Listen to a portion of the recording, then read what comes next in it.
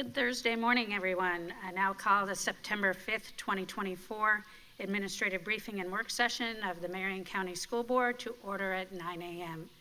Please silence your electronic devices to avoid disturbing others. Mirroring and modeling how our students begin each day, I ask that you please pause with us for a moment of silence at this time.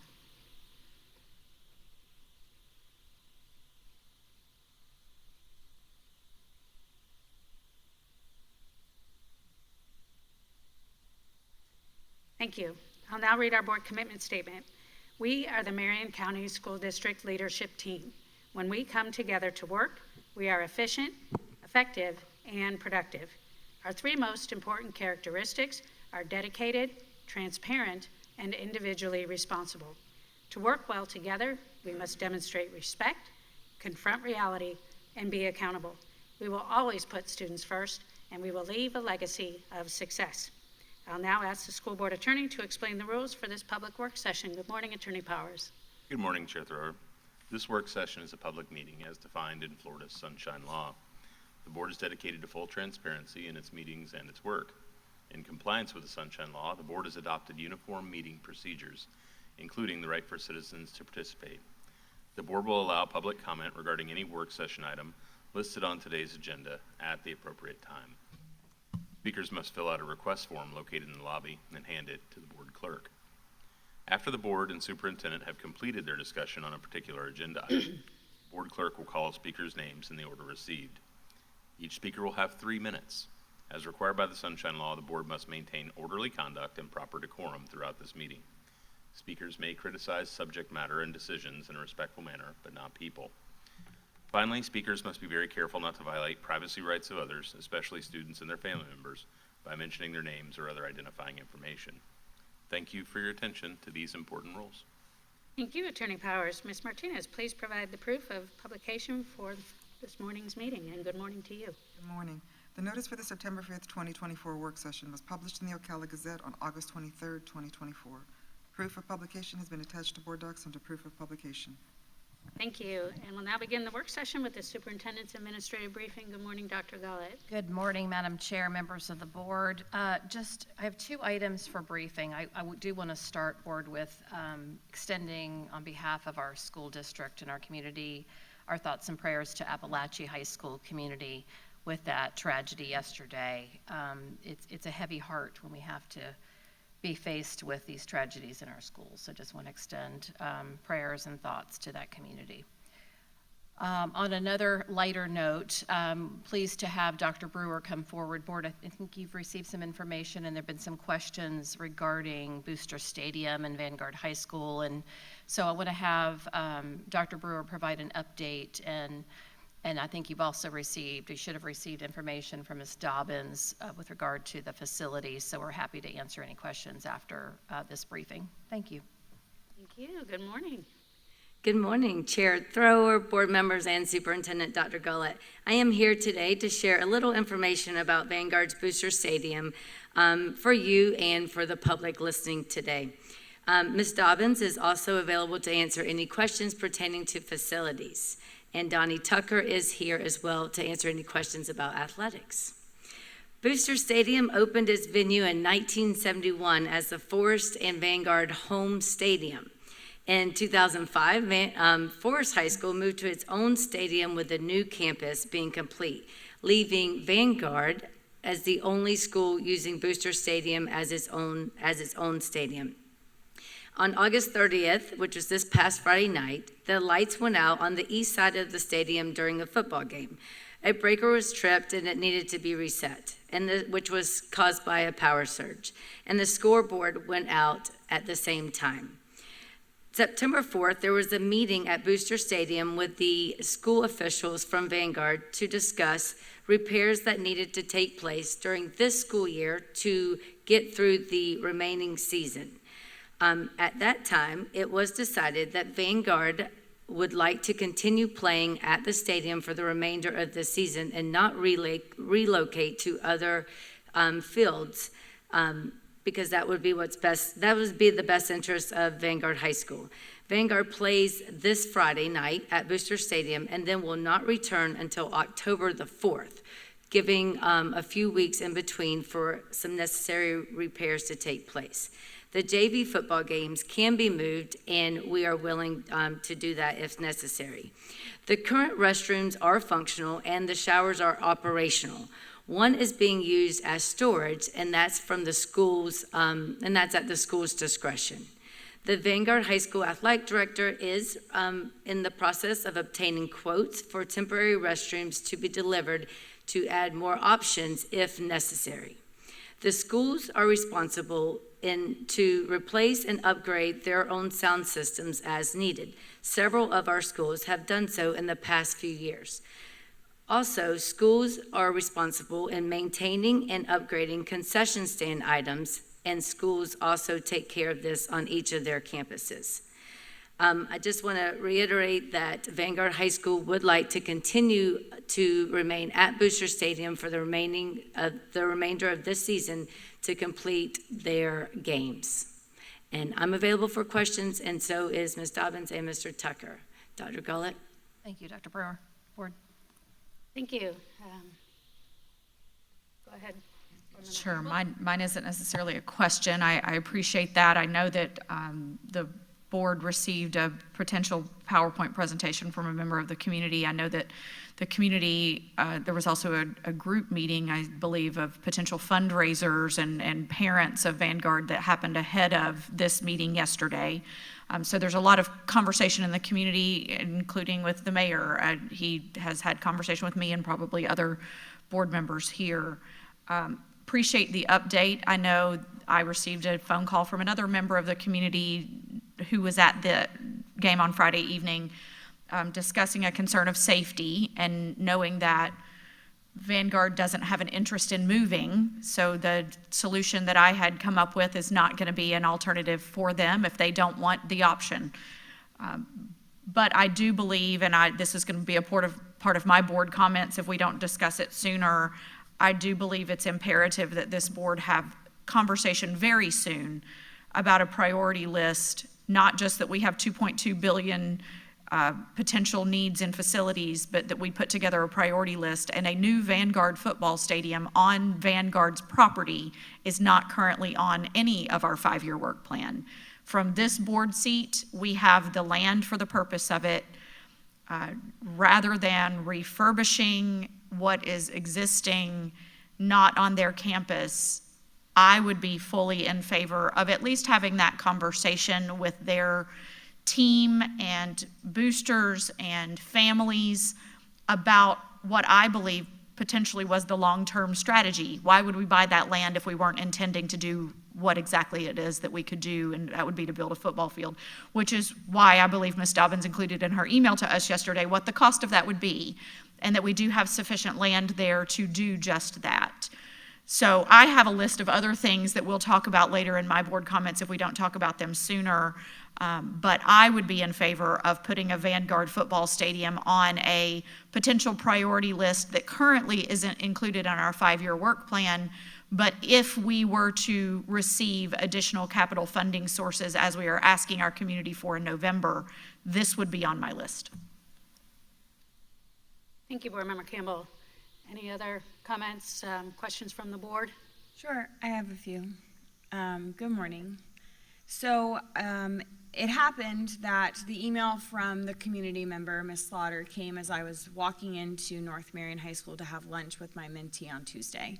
So it was a wonderful opportunity for me to go check out the facilities at North Marion High School, because while I've attended many a North Marion High School football game, I have not served in the concession booth. So I said, let me go take a look. And my husband is an alumni of North Marion High School, so I was able to compare notes from when I took these pictures. So conveniently enough, also on Friday night, probably due to the environment, North Marion High School had a water main break, and their concession stand filled with 6 inches of water. And when we showed up to look at it, Mr. Johnson and myself, the lights didn't even work. So while I can appreciate that Booster Stadium in the conditions that it is in is not desirable, the conditions at many a stadium are not desirable. We went to the locker rooms. The smell was beautiful.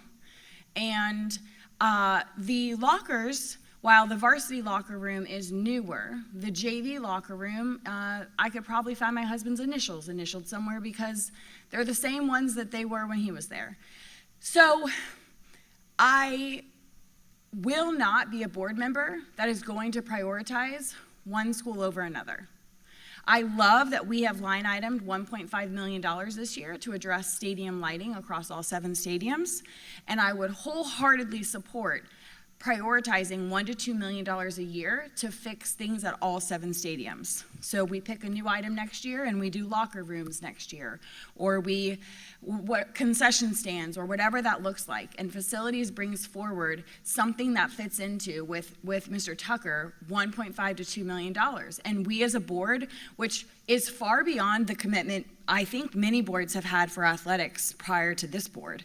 So I wholeheartedly love what we are doing and prioritizing addressing athletics, but I as a board member am not going to get behind addressing one school over another when the needs, in my opinion, are just as significant in a vast majority of our high school stadiums. And football only serves, I guess probably we could call it 4 sports: boys and girls soccer, flag football, and boys football.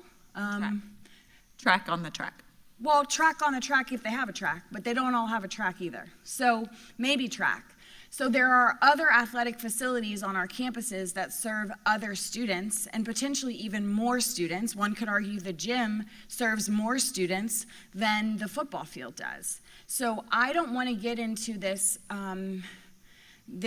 personally, I don't want to get put in a position where we're prioritizing one school over another. I would like us to pick something to fix and fix it at all 7 campuses every year for, it seems like probably eternity. But that's what I would be a fan of, because the facilities at North Marion are just as bad. So I appreciate the sentiment. I love if the community, Mr. Carlisle and I actually had this conversation probably 18 months ago.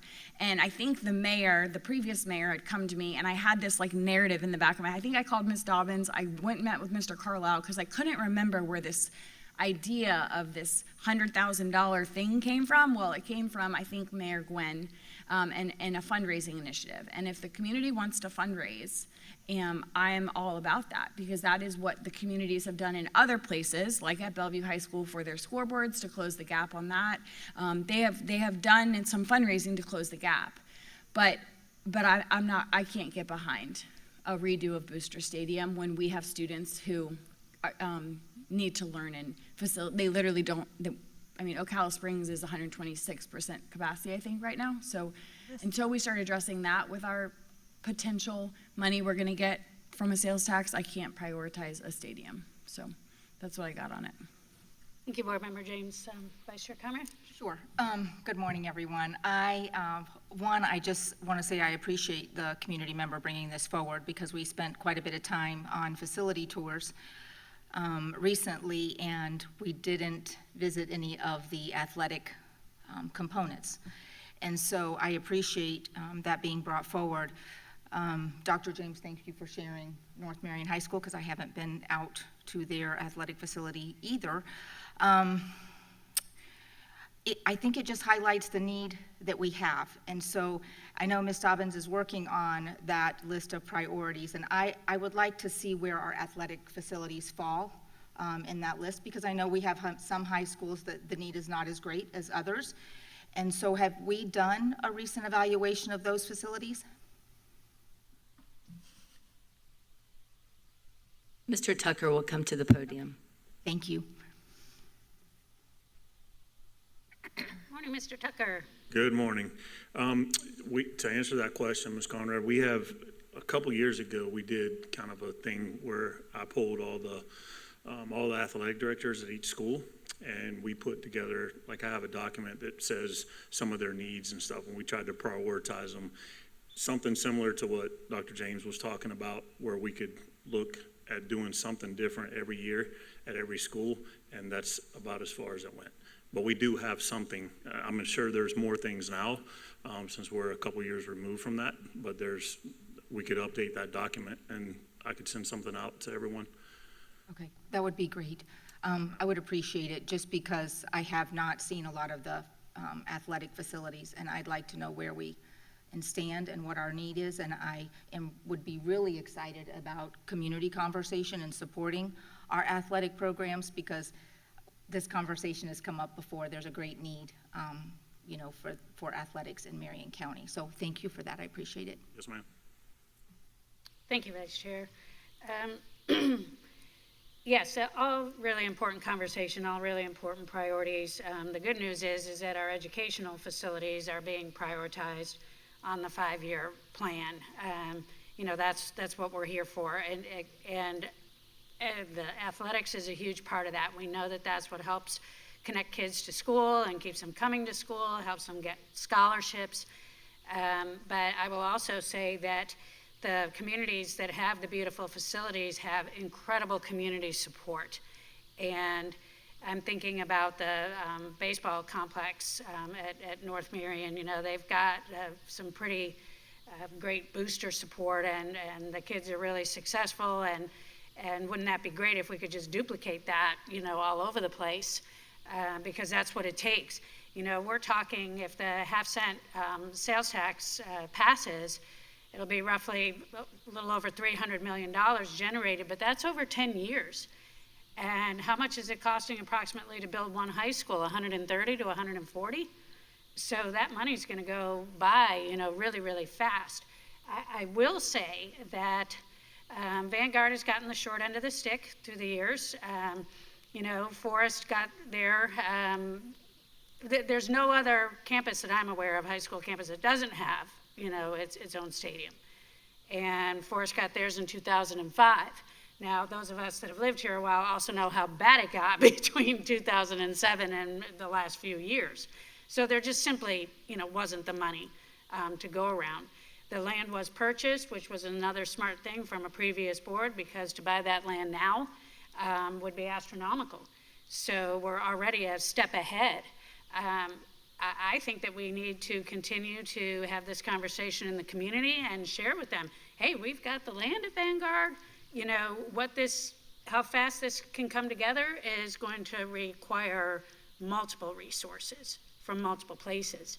I also love the continuing the trajectory of, hey, every stadium needed new scoreboards, so we provided that equitably. And I like the idea of trying to continue in that direction as much as possible. Denellen High School comes to mind. That's pretty run down. So there's a lot of need and not a lot of money. Right now, there's a lot of desire and a lot of focus on Vanguard. So to me, let's use this lightning in a bottle moment in a way that helps the community understand what it's really going to take to do that, and then move forward from there. So I appreciate the conversation very much.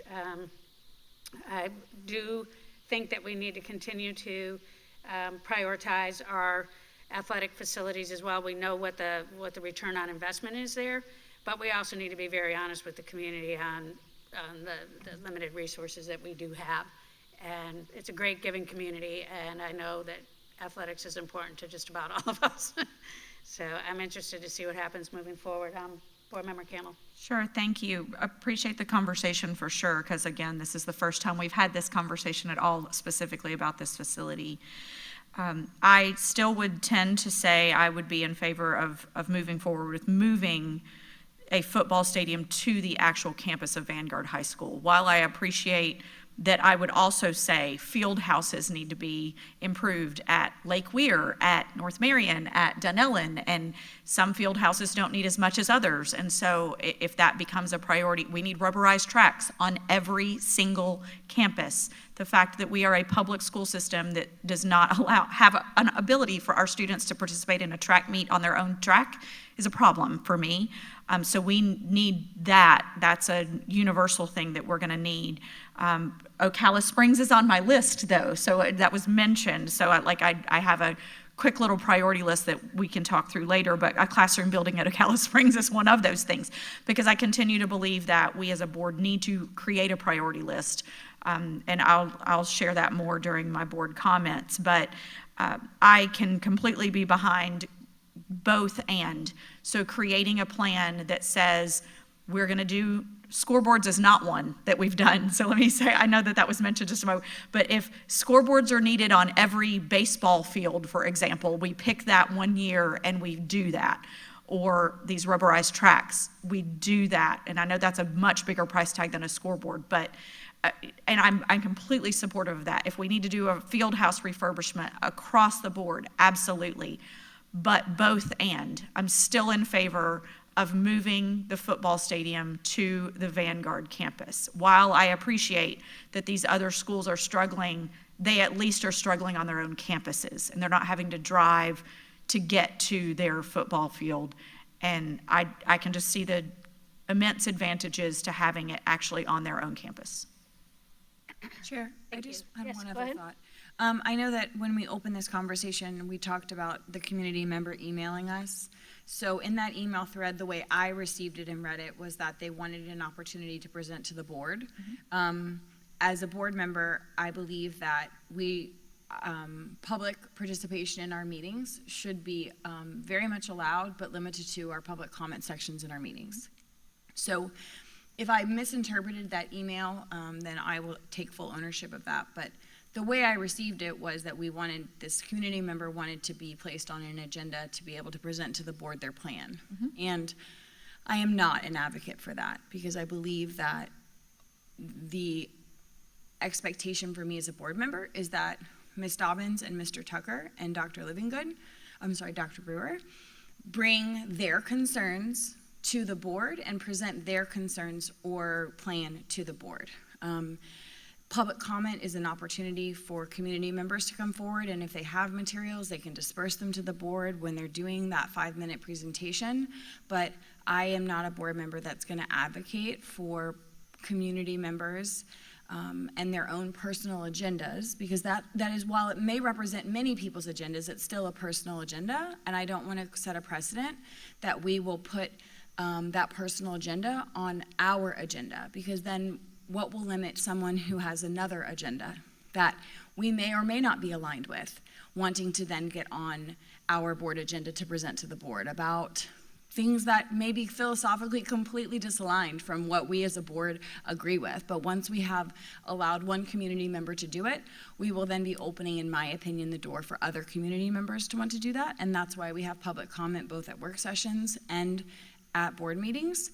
And I believe wholeheartedly that Mr. Tucker and Ms. Dobbins and Dr. Brewer are more than capable, if they find this to be a desirable conversation, to bring it forward, and that community member can speak in that meeting. Thank you, Board Member James. And, we have board policy that already covers this, and that's exactly what I intend to follow. The community member can, with an approved presentation, has 5 minutes. We know how we do things up here. The board listens and then directs to, if needed, to Dr. Gullett, to a staff member for further conversation. But that's the way it goes. I just wanted to make sure we were all on the same. Yes, I'm glad you brought it up, because I think it was important to clarify. And in fact, I had been mulling it over because I knew we were going to be having conversation today. This is also on the agenda for the technical working group that's coming up next week or so. I'm interested in talking about potential for co-locations, shared use of, that we've got that booster property. So we might as well begin to open that conversation as well, because if eventually it moves to Vanguard, then what are we going to do with that property? So it's all connected, and I feel very comfortable, at the September 24th, I believe was the date I shared with Attorney Powers, school board meeting. If the presentation is still relevant at that time, that community member will have 5 minutes with the approved presentation, share whatever they want to share, say whatever they want to say, and we'll say thank you. Okay. Thank All you right, for we're good. clarifying that. I Yes. just wanted to make sure we were all on the same page. You bet. All right, anything else? I think we're good. Thank you. All right, Dr. Gullett? Thank you. That concludes my briefing. So Chair, if I may, I'll introduce the first item on the agenda. Let's do it. Okay, thank you. So I'm pleased to have Mr. McFadden come forward. He's going to introduce some of our special guests that are here from Marion County today, Marion County government specifically, with regard to the radios, as you may recall, that we added into our district on our buses. And so he's going to talk about a potential agreement with the county as we look at moving forward and the cost to maintain the use of those radios. So thank you, Mr. McFadden. Good morning. Good morning, Chair Thrower, board members, Dr. Gullett. Yes, today we got some guests here from the county, Board of County Commissioners. We have with us Chief Banta, Miss Lisa Cahill, and I know it's Sherry Chenevere. I got it right. Okay. Good morning. Thank you for being here. And as you know, we are getting ready to go into an agreement with them as we realize the much needed radios that we place in our school buses, as well as in the vehicles for the safe school staff. We are now getting ready to go into that interlocal agreement, and I felt it was better for them to be able to share and explain the cost-sharing side of the agreement with you, rather than me trying to share it with you and not get it right. So at this time, I'll ask Chief Banta, Ms. Cahill, Sherry, whichever one, to come up and explain the interlocal agreement. Thank you.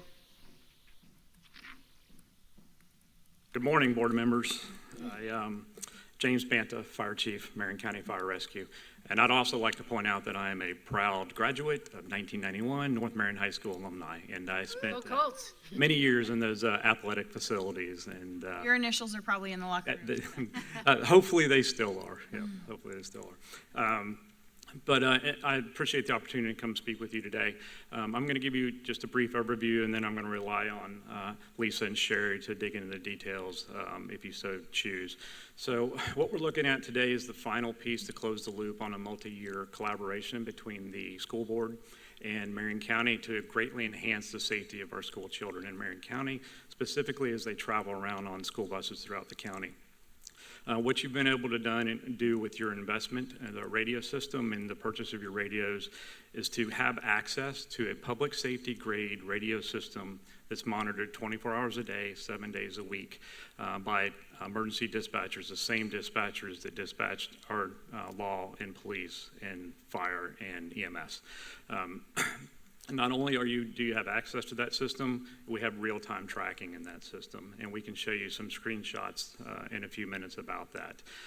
But what I'd have to say is the improvements to safety to our children are remarkable, and the ability for a school bus driver to have instant access to a 911 dispatcher, either by the radio, they can actually pick up the radio and talk to a dispatcher, or if there's a situation, there's a button on the radio system that they can push that activates an emergency system within the communication center, the same system that our firefighters and EMS personnel use if they have an emergency.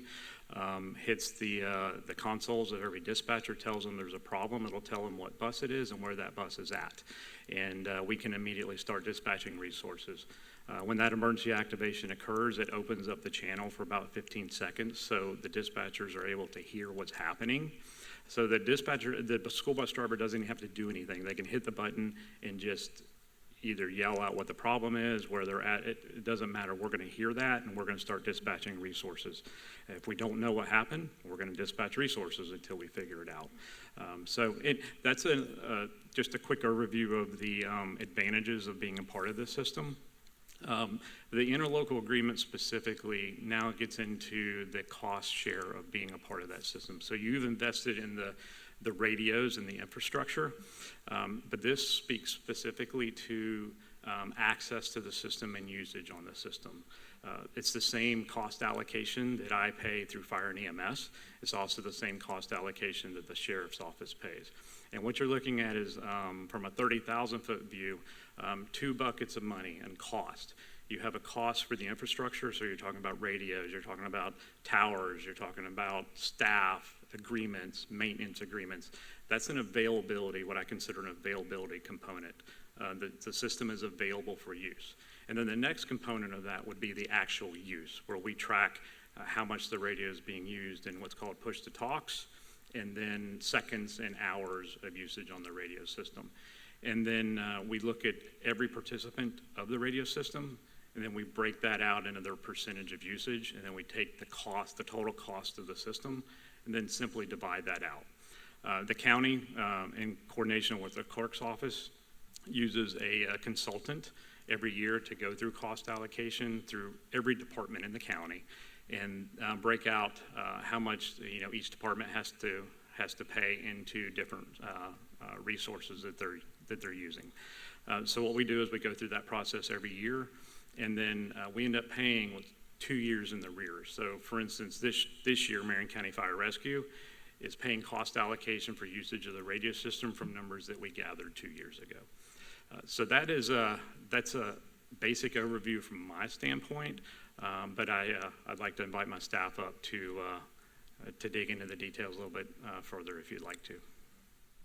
If you have any questions for me, I'll be happy to take them right now, too. Thank you, sir. Any questions from the board thus far?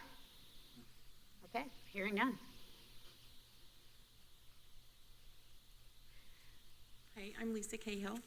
Good morning. Good morning. Good morning. Sherry Chenevere. Good morning to you. Thank you for being here. So if you look at the PowerPoint we put together, this kind of breaks it down. Excuse me, I didn't want to interrupt, but you'll need to turn the microphone towards you and speak into it. Thank you. So the PowerPoint that you're looking at, this kind of breaks it down a little bit more to give you an understanding of the 30% and the 70% that we've broken the main bucket of funding into. For the affiliated radio equipment, that's the number of radios that you have on the system. At this particular fiscal year 22-23, you had your original 62 radios on the system. So that's what we're using to break this down. The $1,956,270, that is the total amount of money that has gone into the radio system that's being used to be dispersed between all of the using agencies. So the 30% for the affiliated radio system, when you had the 62 radios on there, based on all of the radios that were on the system, you were 2.17% of that system. So that's where the money was broken out. The $586,882, that is being split between all of the agencies based on the number of radios that they have. The 70% of the $1,369,388, you had 4 push-to-talks with your 62 radios that year. It amounted to 0.0006% split, which, I mean, it's $1. But I wanted, we wanted to let you know how this is being split up. If you go to the next page, it kind of gives you a better overview. So on the right, you'll see the total infrastructure and service costs, which is the $1,956,270. We change the page, please. Or is it the slide we earlier? It's the slide that you have now. Okay. Okay. Because it went over to cost allocation, and that's the next page. All right, so we're down at cost calculations, correct? Yes. Okay, thank you. So it should be the third page. That $1,956,000 is being split, the 30% and the 70%. I tried to color code it so you understand where those numbers are and in the breakout. The affiliated radio equipment, the 62 radios that you have on the system, you were 2.17% of the split. That equated to, if you take that $586,882, that equated to your 30% would be $12,714. Same with the radio system utilization, as I explained before. That's the 70% split. That's based on your push-to-talks, which translate, the push-to-talks are tracked. So every time you push to talk, there's going to be at least, a half a second, something that's tallied as the time. But when you push to talk and you talk, that translates into the talk time, and that's where the split comes in. So based on all of the talk time that all of the agencies have utilized the radio for, your 0.00006% in 22-23 is what that equated to, which came out to $1. If you look down further, we have some cost calculations and projections. Now, these are just for budgetary purposes. We don't technically know, we won't know until we have that full year. However, with the new radios that you added this, I think it was in November, there were 462 radios that were added. These are the new radios that have all of the tracking. Those radios added to the system totaled up, your split has gone up to 14.16%. So based on all the radios on the system, your 524 radios, which is your 62 original and the 462 that were added, those make up 14.16% of all of the radios on the system. If you took that same amount and you did the split, your radio equipment would equate out to the 14.16%, which would equate to $88,972 of that 30% pool. And then your utilization, that would be your push-to-talks.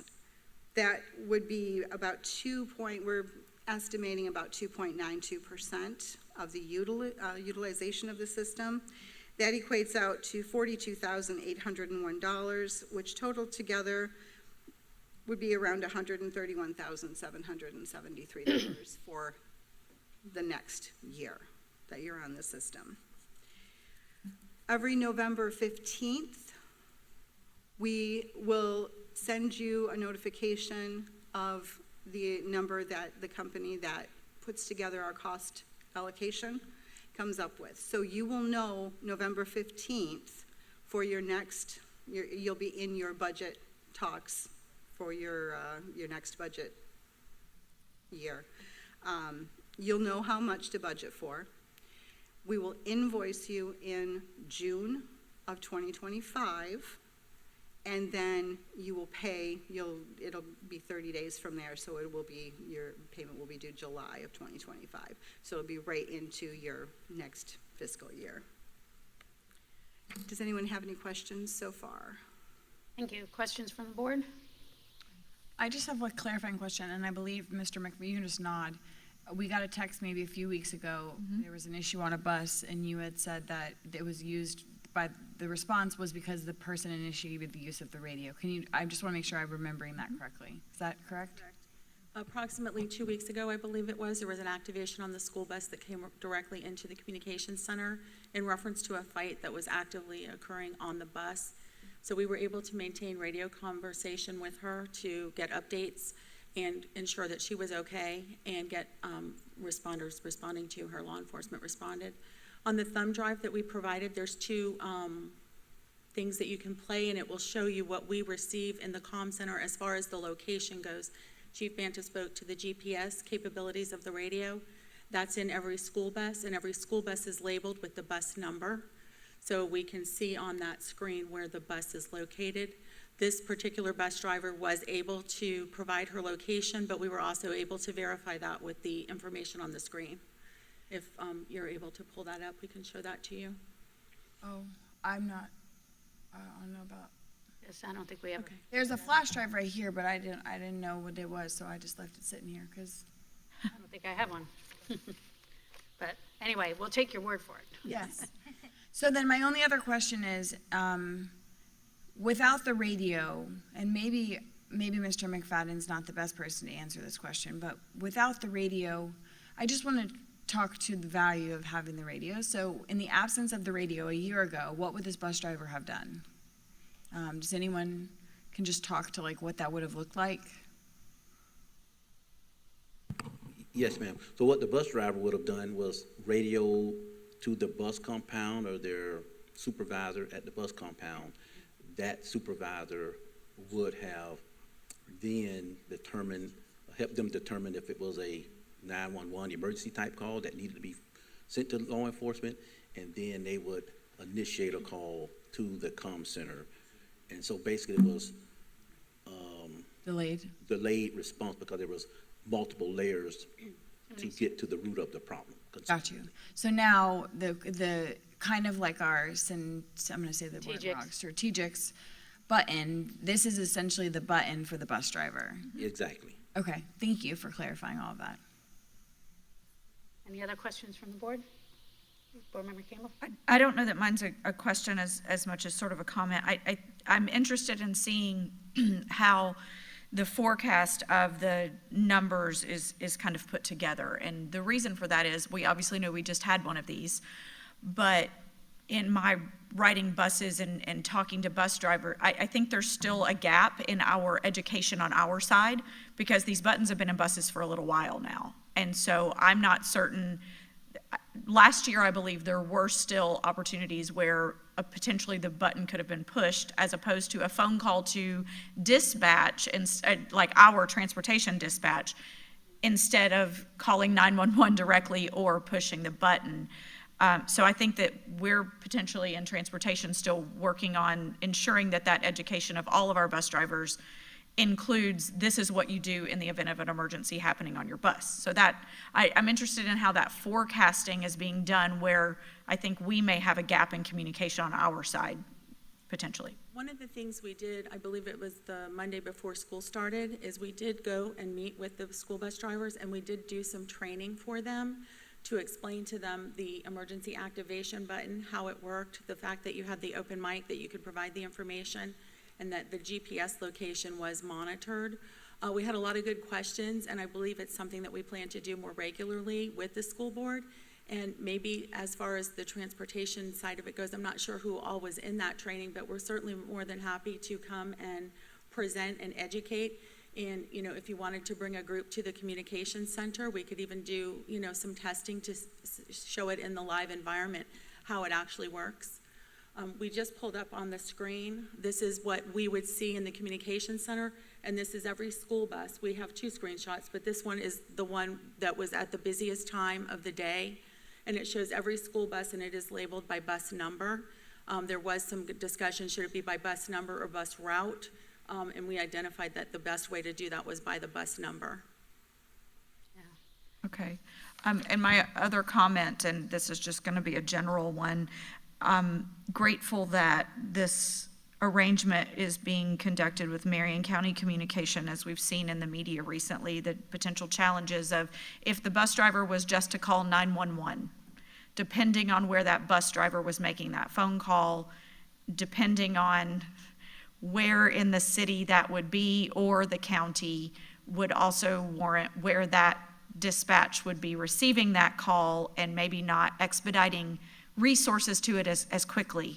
And so grateful that we are working on this partnership, and that's just a general comment.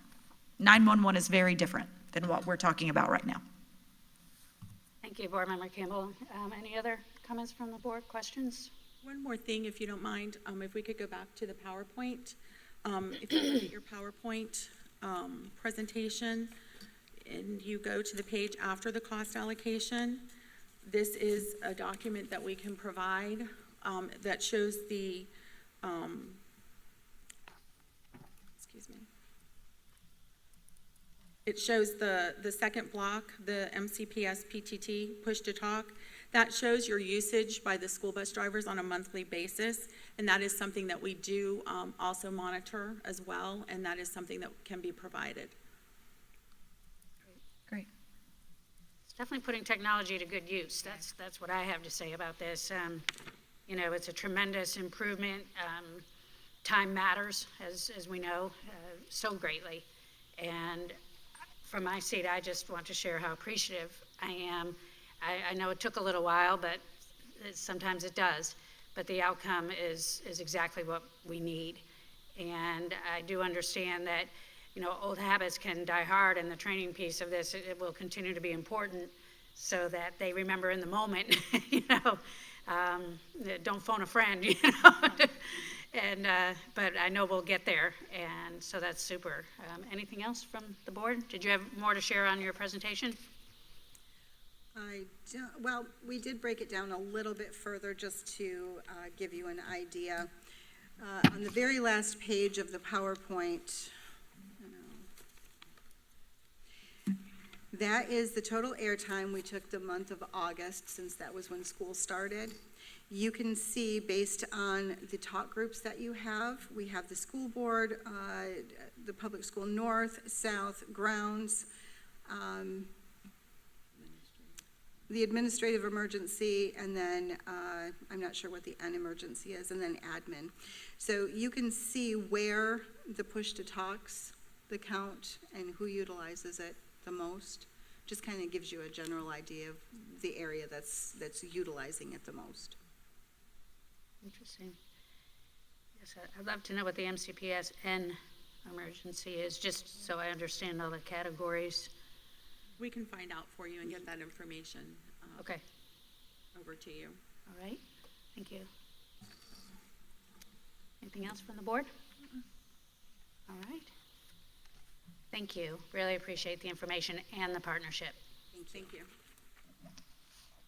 If I may, Madam Chair, I just want to say publicly, because we had a meeting recently to this team, my appreciation on behalf of the district, because if we can reduce those steps, as we have, and we've talked about the Centegics and the badges that everybody's wearing, I mean, the mistakes are going to happen, but if we can reduce that and get help at a quicker pace, this is just an incredibly great partnership, so really appreciate being included. Yes, and just for clarification, when they're talking about that red panic button in the radios, that is essentially the same button that law enforcement has access to. In other words, when you push that button, it's a real true emergency. That's the way it's received in, and that is the way fire and law enforcement is going to respond. That is the way the PSAP is going to dispatch everything out as a priority. So even when it's an accident, they start calling me, I call them, we verify that is this real, is this, accidental, and that process is really seamless with a lot of communication, a lot of conversation that we're having amongst each other, and we're just here to get the job done. Absolutely, and get it done fast. Yes, ma'am. Thank you. Thank you. Thank you, and I just want to make one more point that because you're partners in this system now, I know there may have been some concerns about how you control the cost, and will the cost go up dramatically in future years. Anytime we make significant upgrades to the systems, for instance, this year we're adding 3 towers into the system, which is a multi-million-dollar, multi-year project. You would be included in those conversations as a stakeholder. We wouldn't make those decisions without you and without a full understanding that your future years of costs are going to continue to increase. So I just want to make that statement. And then the usage part is really up to the control of the policies within the school board. So how much you use the radio is completely up to you guys and Chief McFadden. It can be used as a daily communication piece back and forth, or it can be strictly for emergencies. That's really up to the policy of the board. So. Thank you for that Thank you. additional information and reassurance. Thank you. Because we do have to control costs, and paying in arrears always feels a little risky, like we don't know how much up front it's going to be. But I think we're all vested in doing this right and having that open and transparent communication. It's to all of our benefits, and we know that. All right, anything else from the board? Yes. Thank you. Thank you.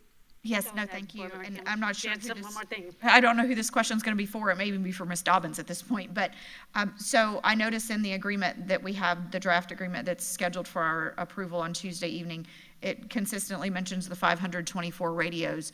Do we anticipate that being the only number? Is that every bus, or is that also including White Fleet? Like, okay, thank you, Mr. I didn't know who would have that. But obviously that's for this year at 524, but how was that number determined, and what are all the vehicles that's included in?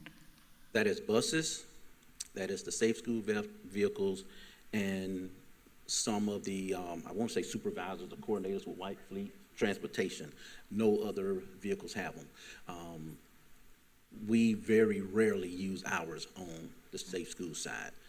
The bus drivers, they're using it, and I got the honor of just listening in one day on the bus routes, and when I tell you they're not talking about non-essential stuff. Mm-hmm. They're really talking about, okay, let's get here. There's a kid standing on the side of the road who's going to pick him up. It's just all related to work and trying to find the quickest way to get kids to and from school. And it was just amazing to hear the collaboration, just the communication that they had to try to ensure a expedient, efficient manner of getting kids to and from school.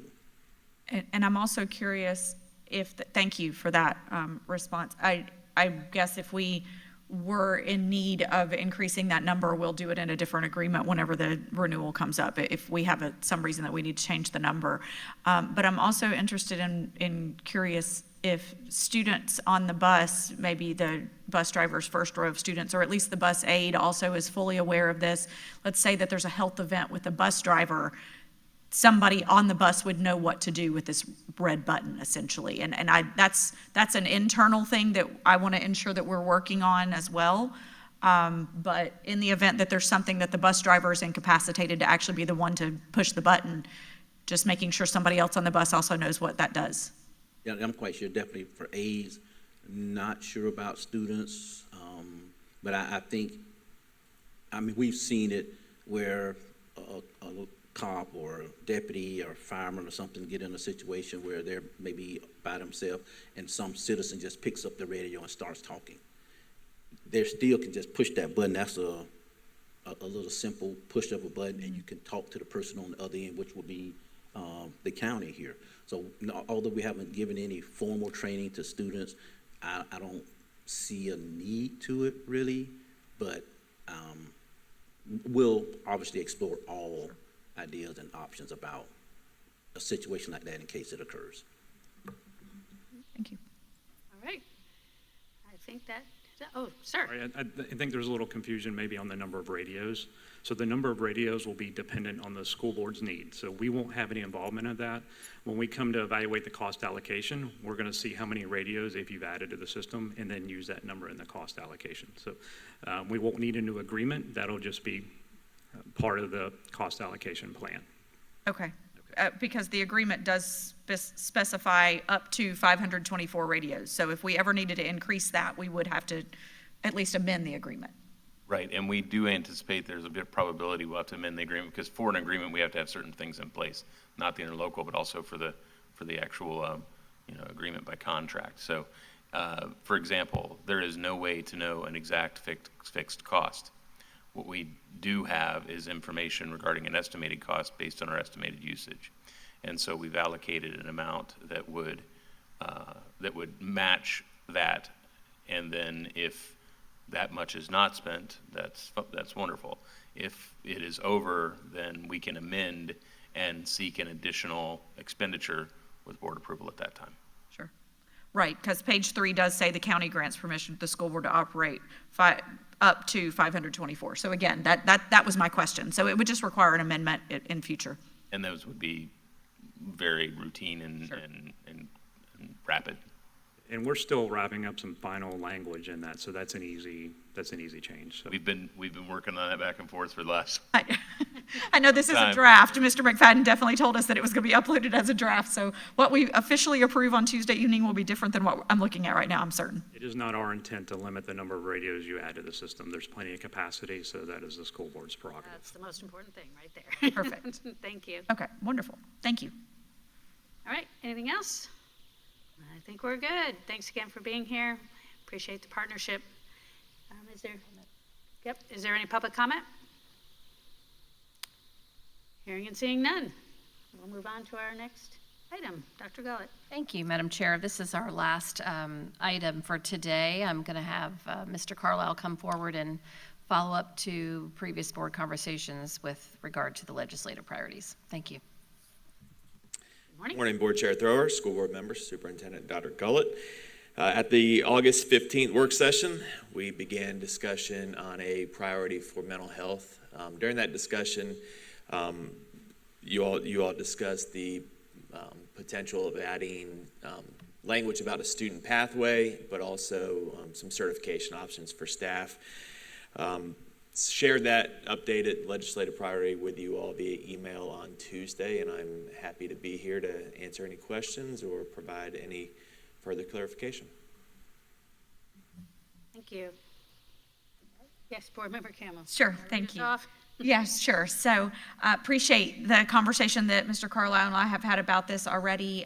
Board, just for your awareness, I had a conversation yesterday also with Jessica Denisiewicz, our lobbyist, who is also very excited about the perspective of this and intends this afternoon to have a conversation with Senate President's staff specific to what this might look like, understanding that while certainly our short-term goal is certainly we need additional funding for our local needs, and that would be consistent across the board and across the state. What the long-term goal would be is actually to expand career technical opportunities, to have DOE have new certifications that students could receive. Talking to a psychologist about some potential ideas of what that would look like.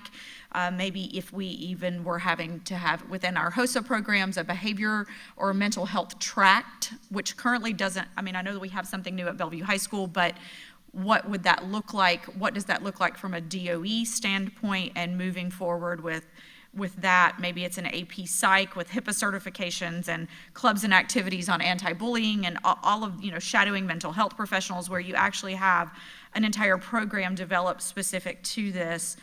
In tandem with the idea, in my look over some legislative things, recently there's been a teacher apprenticeship program that has been written into law, and so is there the same kind of thing for potential future mental health professionals? And in speaking specifically, again, with this psychologist who's very, very familiar not only with our local community, but also with some students that are struggling right now, I think there's a lot of conversation that I think we can help frame this legislation, inclusive of how even at secondary education, they're able to make it more feasible for current teachers, current full-time employees of education to be able to go on and get their school psychologist degree as well, or something similar to like a master's in school psychology, whereas right now, even at the secondary level, those are not feasible. I have an example here specifically from this individual saying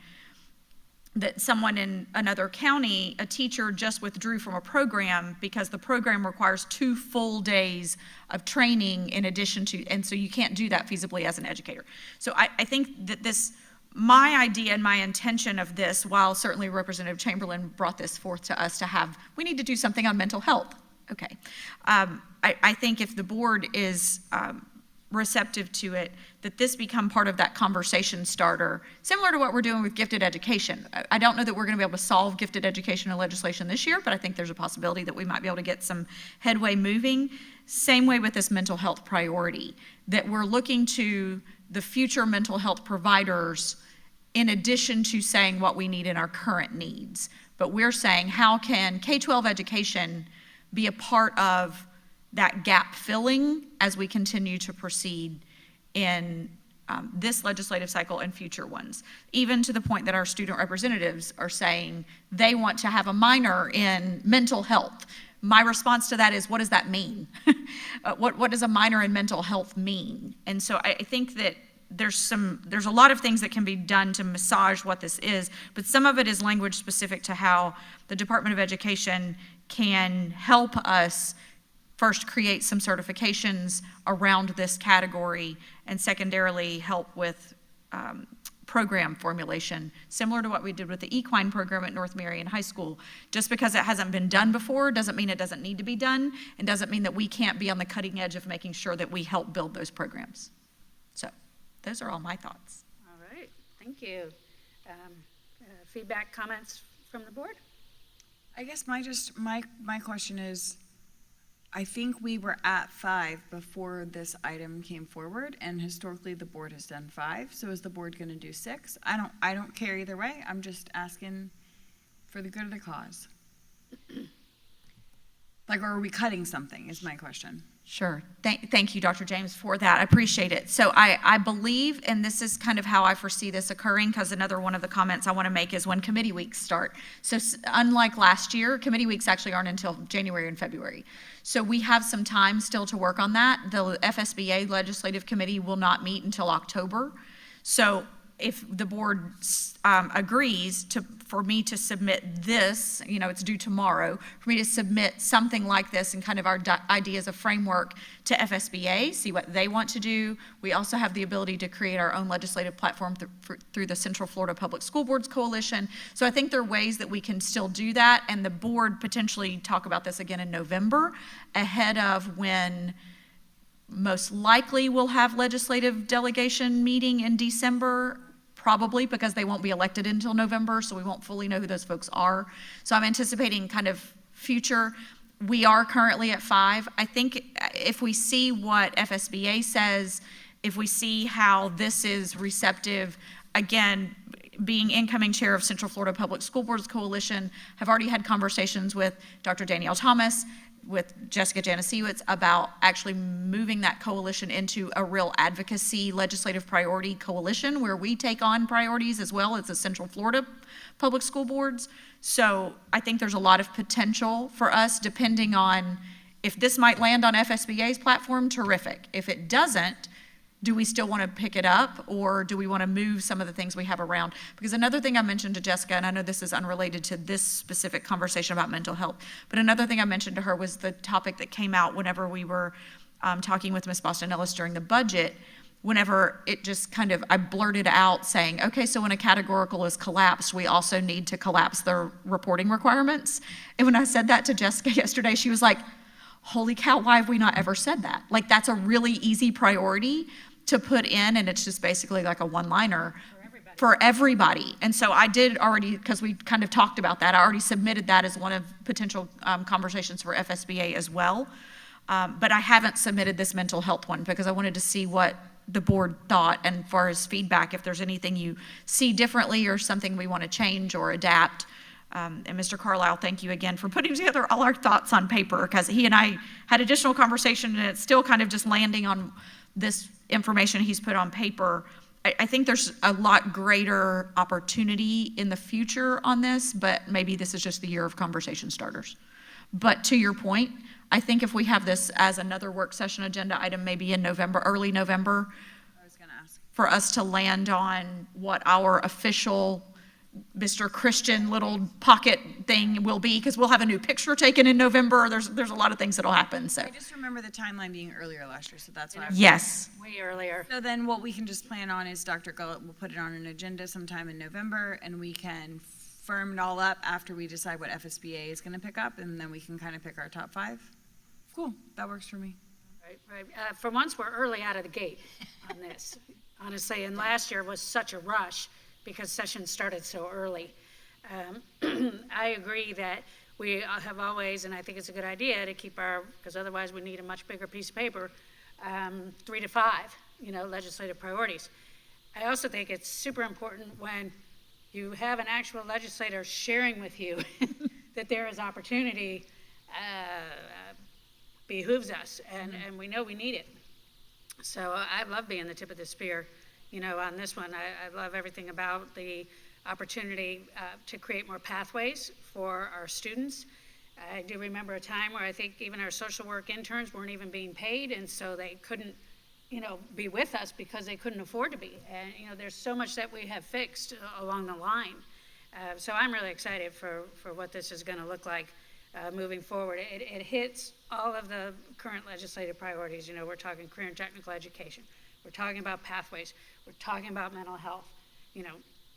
That's all very much in play. So, yeah, so November will be the next time? Yeah, if that works. Yes, thank you. I was going to clarify, do you want it on the 21st of November? That is the second work session of November, or the first. And we can, Mr. Christian will make a note, we'll add it as we speak. The first one is November 7th. Then we'll be meeting in December probably with our local delegation, so we would want to have it buttoned up by then. Right. And that also gives the other entities time to decide what their final plan is. Are we good?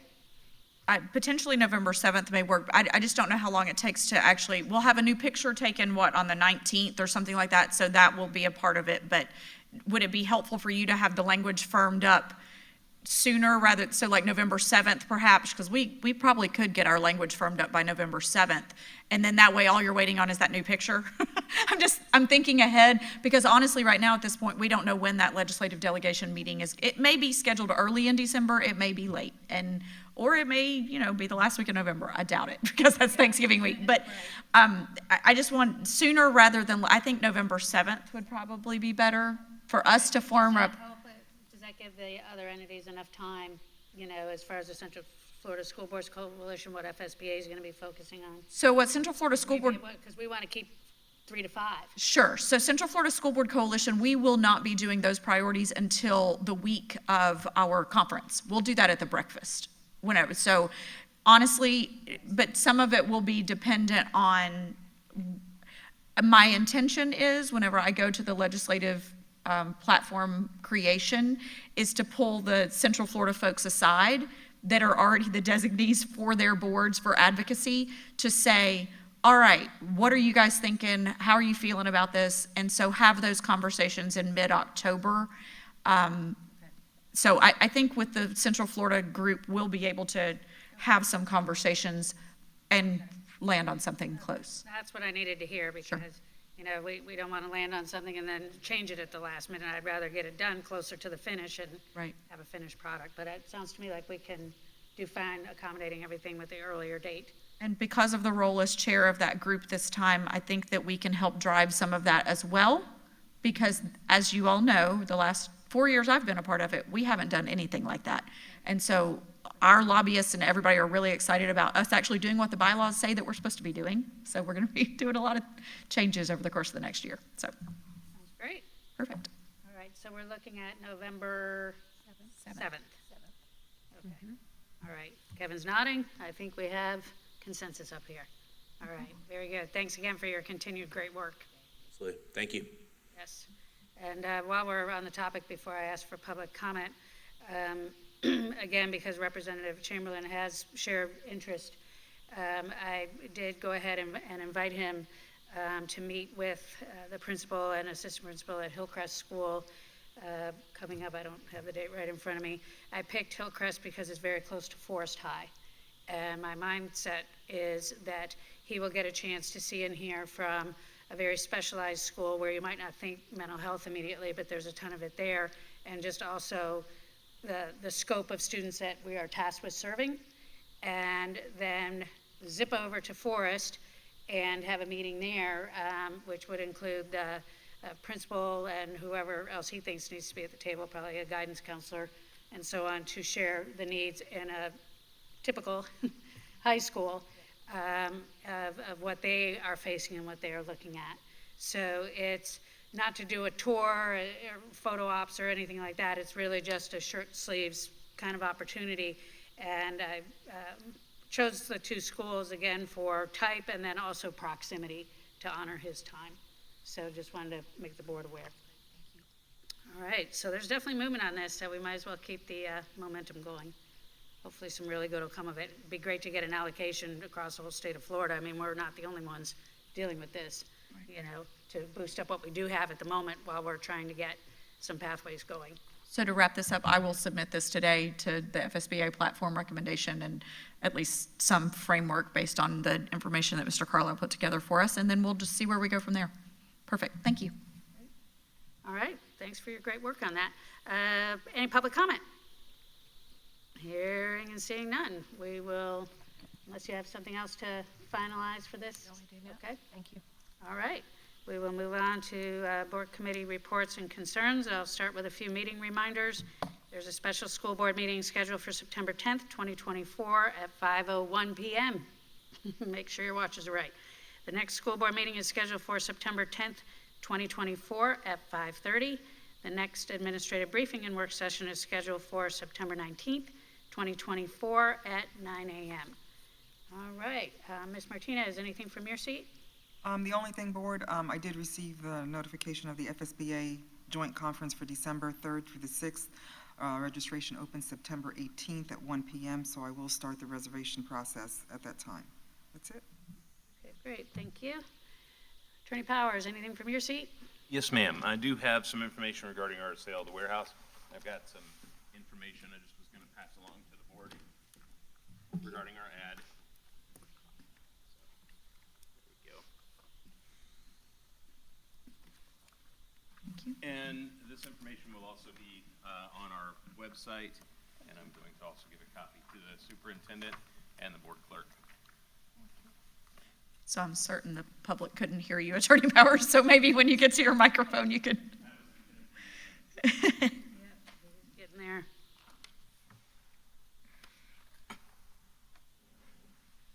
So is your intention for us to Okay, review this so- and get back to you with questions? No, yes, you certainly may, but I wanted to give a little explanatory comment. Last time we were here, the board discussed the advertising, wanted a timeline. We have worked with McGraw, Rabba Mutarelli, our outside counsel on this. We've reviewed and edited the ad language for legal sufficiency. We vetted it through their process for commercial real estate. And this, we have come up with our ad, which is set to go live on our website either today, tomorrow. They've been working directly with our technology folks. Also, there's instructions to bidders along with the entirety of the ad and the invitation to bid, along with the parcel number for both properties. So it will also be advertised in the Ocala Star Banner. It will be advertised also in the Ocala Gazette. There was a question, the board had indicated they would like to have sort of one-pager fact sheet and a video. Those I do not have. That's questions, facilities has some questions about exactly what that should encompass. That can be added at any time. It's not required to be part of the advertisement, but it can be added to our website for additional information at any time. I think that facilities probably wants or desires some clarity as to what exactly they want to put in that ad. My understanding is that it needs to be information, not that ad, but in that fact sheet. My understanding is it needs to be simply information about what it is that the property consists of, besides the information you can get on the property appraiser's website. In other words, information about maintenance, information about anything that we know that would otherwise be subject to a public records request, summarized in the form of a fact sheet. It's not necessary, it's not required by law, it may help with marketing purposes, and the same goes for a video. However, if those present any difficulty, we have the option of not including them, or we have the option of retaining separately a realtor who will conglomerate information, putting it together, and then putting it, creating that video, creating that fact sheet, working with facilities to get all that information, and then additionally placing that on our website. So it can be a self-guided process, or it can be one where we retain someone to do that for us. So this ad will be run until October 30th. Bids are due October 30th. At that point, then, those bids will all be delivered directly to our purchasing department. They have the timestamps that are required by law. We've spoken with our director of purchasing regarding this. They're going to do as they do with all the other invitations to bid and requests for proposals. They will then take that, timestamp those in. Those will then be sealed. They're not anything that as they come in, we get to see what they are or anything like that. Then we will open them and we'll be able to decide amongst those which of the bids is the highest, which of those may bid for more than one property, which overall looks to be the fastest close, which we identified as a potential positive for us, and then a selection can be made. The bids are, once they are submitted, they're good for 60 days beyond the bid due date. So we have within that 60 days the ability to, starting on October 30th, to either select one and move forward with the closing process, or to reject all. Okay? Thank you. Any Sure. questions ahead of reviewing the contract? Yes. Yes, so, well, it says 60 days in here, but I think it's only like 53 days from the 8th to the 30th. Right, the advertising time, the ads are generated, the ads go out, they're placed on our website. The period is, I think, between 53 and 60 days. We're required by law to post an advertisement for at least 30 days. I'm checking into whether our procedure requires it to be 60 days. So if that were to be the case, then we will retain the bid, we'll retain the advertisement for longer. The language is supposed to be uploaded today, so when I leave here, that's the next step that I'll be doing. Regarding the, I'll call it open house, whatever, that's just the term that comes to my mind, versus fact sheet. I don't think we need both. I think we need one or the other. So I think that when I think about, as a commercial property owner in downtown Ocala myself, when I think about commercial development in downtown Ocala, I think that there are a variety of types of individuals who want to turn that parcel into a variety of different things. And so some want to keep the parcel, ideally, and keep the shell and revitalize it. Others want to blow it up and start over.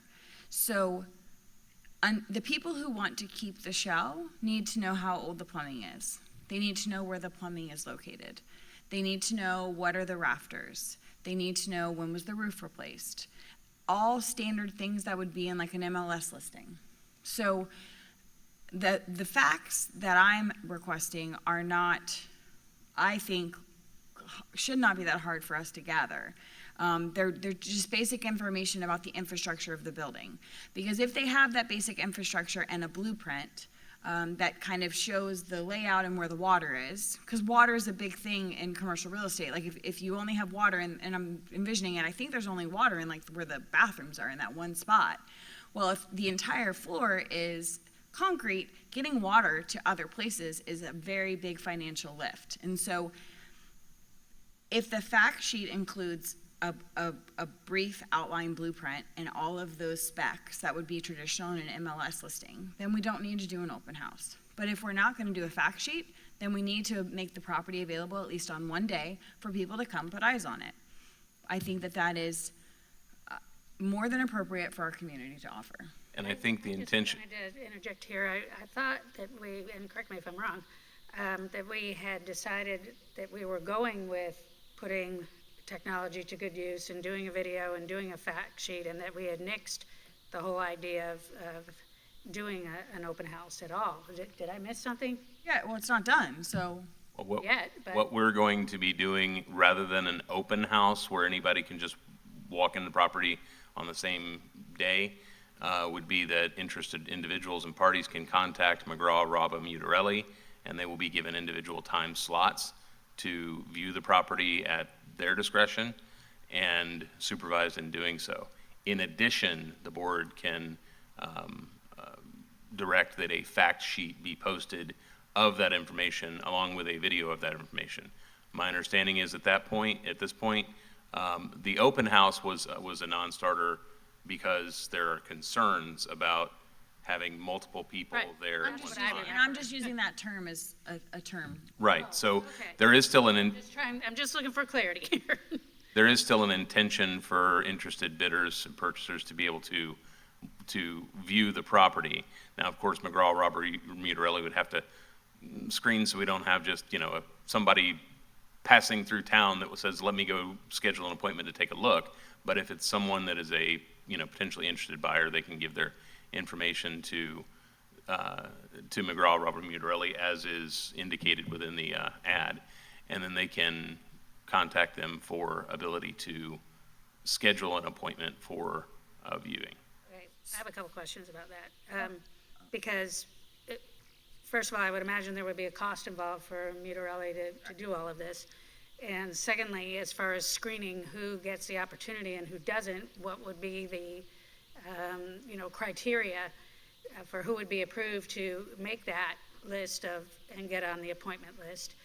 I guess my understanding was that we were going to do a fact sheet. I love the idea, mirror it with MLS, just like any other property.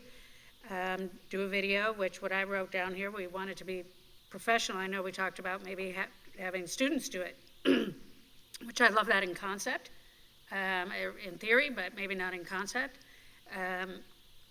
So these are just some of my opening thoughts, that if we're going to use anybody, why wouldn't we use a well-qualified commercial real estate agent to create the video, create the fact sheet, get it done right the first time, and boom, let's keep the process moving. So I'm open to whatever the board wants to If say. I could, can I wasn't quite, Go ahead.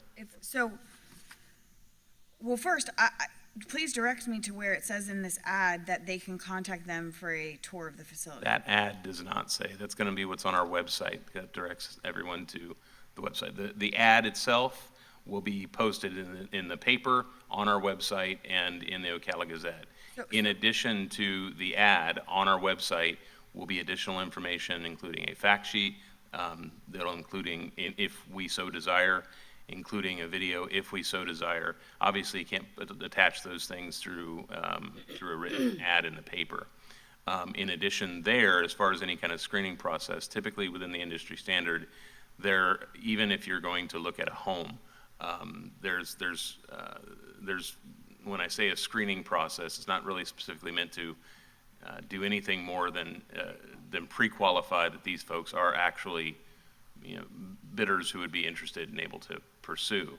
So that process would be something that McGraw-Robert Mutarelli has experience with and can certainly do. We're not seeking to exclude anyone from the ability to bid. There is one, what they initially recommended was that when someone places a bid, they can then use that as sort of an inspection period. They can come in, they can look, they can schedule that. The board indicated, though, that perhaps that might affect their decision as to how much they would bid, and so that's sort of a perpetual problem. So other than doing it sort of in an open house, the only other way we can do it is to open it up for the ability for people to set appointments. Now, Mr. McGraw and his crew do have they have experience in doing exactly that, and they can do the real estate side and put all of the or do the realtor side and do everything like an MLS listing. At some point, though, they're still going to need to source information from our records. That information is not information that just floats out there. So they'll need to be working with facilities to do that, or alternatively, operations and facilities can prepare that information and select what information goes. So, I'm sorry. The information about McGraw doing the previews of the property is in this document? No, that will be available on our website as soon as it goes live, which we expect to be within the next couple of days. So I think that McGraw doing guided tours comes to a cost to the board, and I'm not sure that I want to co-sign to that. I think that if there are 100 different people who want to do 100 different tours I mean, McGraw is my personal attorney. I know how much he costs, so I don't really want to pay that much money. No, McGraw would not be personally doing it. McGraw, his business is he has people that do that for the firm. There's a cost attached to it. There will always be a cost to anyone, right? Yes. Any person that's going to be there in person to. Right, but 100 1-hour appointments or no appointments with what I think Chair Thrower and I are aligned on this. I thought we were just going to make a quick video, a minute long, of this is what the facility looks like, and here's a fact sheet of all of the specs of the facility, and then we're paying no money for anyone to do it. So I'm aligned with Chair Thrower in my confusion as to why that has not gotten done yet, because I feel like almost a month ago now we had that conversation, and that I thought was our expectation. So now, communication seems to always be where we fall short. And now we're going to have an ad that's posted and we're saying we're taking bids, but if somebody wants to see, and we're going to publish on the website today that McGraw-Hill will facilitate one-on-one showings, but I don't think the board agreed to that. And I don't think I want to pay for that unless someone can outline to me how much it's going to cost. I wanted a very quick video and a fact sheet. And what I would say is that's why I brought this to the board for direction today, because I don't have a video and I don't have a fact sheet. Given that information, the other alternative way to proceed, if the board so chooses, is that on the website, we can put information up about having, we did discuss not an open house, an open house being a bad idea, but having individual appointments.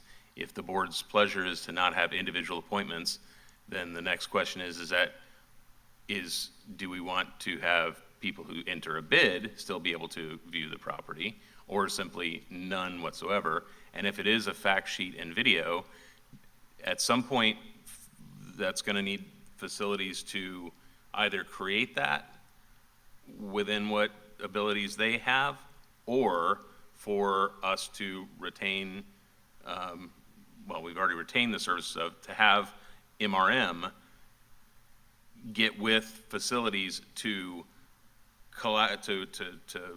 coordinate that information and get that information. So is that something that's produced by us, or is it something that's produced by them, and then they ask us for the same stuff? So Sure. I need to hear from the rest of the board, because it would be my ask that all of that be prepared before any ad goes live.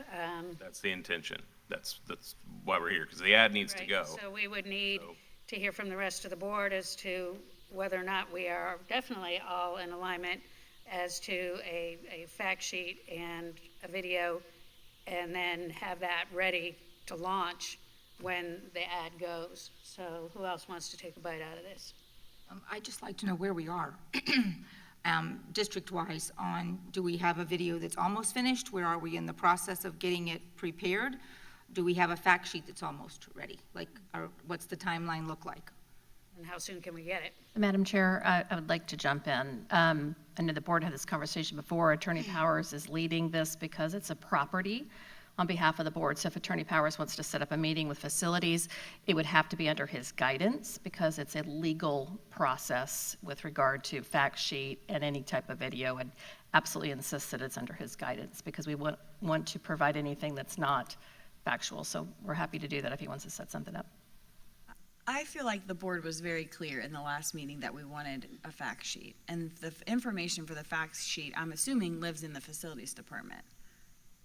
I mean, am I crazy on this? No, you're not. And so that, based on what I've just heard, it sounds like the school board is going to need to hire our video production department to actually create a video, and that sounds ludicrous. So please clarify. Not that, but because our core business is facilities, not sale of a property, I would want to make sure that anything provided is under legal guidance, that it's accurate. So the last thing we want to happen is somebody in facilities lists something and it's not presented accurately, because we're not realtors. And so I want to make sure that on behalf of the district, we are, on behalf of the whole team, we're happy to, I haven't seen this is the first time I've seen this, happy to provide any guidance under Attorney Powers' supervision. Absolutely happy to. Chair Thorough, could we? At no cost, no additional cost. Yep. So, to confirm, we have an ad here that is ready to go live pretty much right away, except that the board really hasn't had a chance, to review this information. There also is the piece of timing, again, from just coming from me, when this goes live, the rest of it, in my mind, needs to be ready. Do we have consensus of the board on that? I mean, I don't know that I completely agree with that, in all honesty. Just like a realtor may not have all the pictures or the walk-around video ready to go the moment the listing hits. So, I mean, I see... I've seen that where it says coming soon. Right. So, honestly, I mean, especially if we think we can get a video done in a short time frame, the way I believed this to be occurring, and I think some of us also did, I'm okay with the ad going live, because technically that they've got all this time to be, we have to get this fact sheet out in the next 7 days. Have to. Fact sheet, have to get a video done, I would say in the next 10 days, if not, but when I'm thinking of what the video is, it's not even narrated in some ways. It's just kind of a walkthrough. But I remember walking through it myself with the folks that vacated the property, who had worked there for so long. They had some of the history. They were and this wall was, so I mean, there's some of that background, but I mean, that's just color commentary, really, more than actual factual information. So I understand the reasoning for wanting legal verification of the facts. The facts are going to be when the roof was replaced, where the plumbing is. Those are facts, and that's what I think the fact sheet needs to include. 100%. What are the, that's why I wanted to see if Ms. Dobbins, is that information available? I imagine, while I can appreciate that some of our systems are a little antiquated, I imagine there is somewhere written, like when the roof was replaced, what the rafter material is, what the wall material is, what the floor is. Good morning, thank you. So, yes, but keep in mind, a lot of our files were lost in the fire that occurred 2 years ago. So we are piecing together what facts we can. We will run it by Attorney Powers to make sure that we're not writing something in that could put us in a liability situation. We want to make sure that if we say the roof was replaced on this year with this material, that it's accurate. Not that the roof was the wrong material listed and things like that.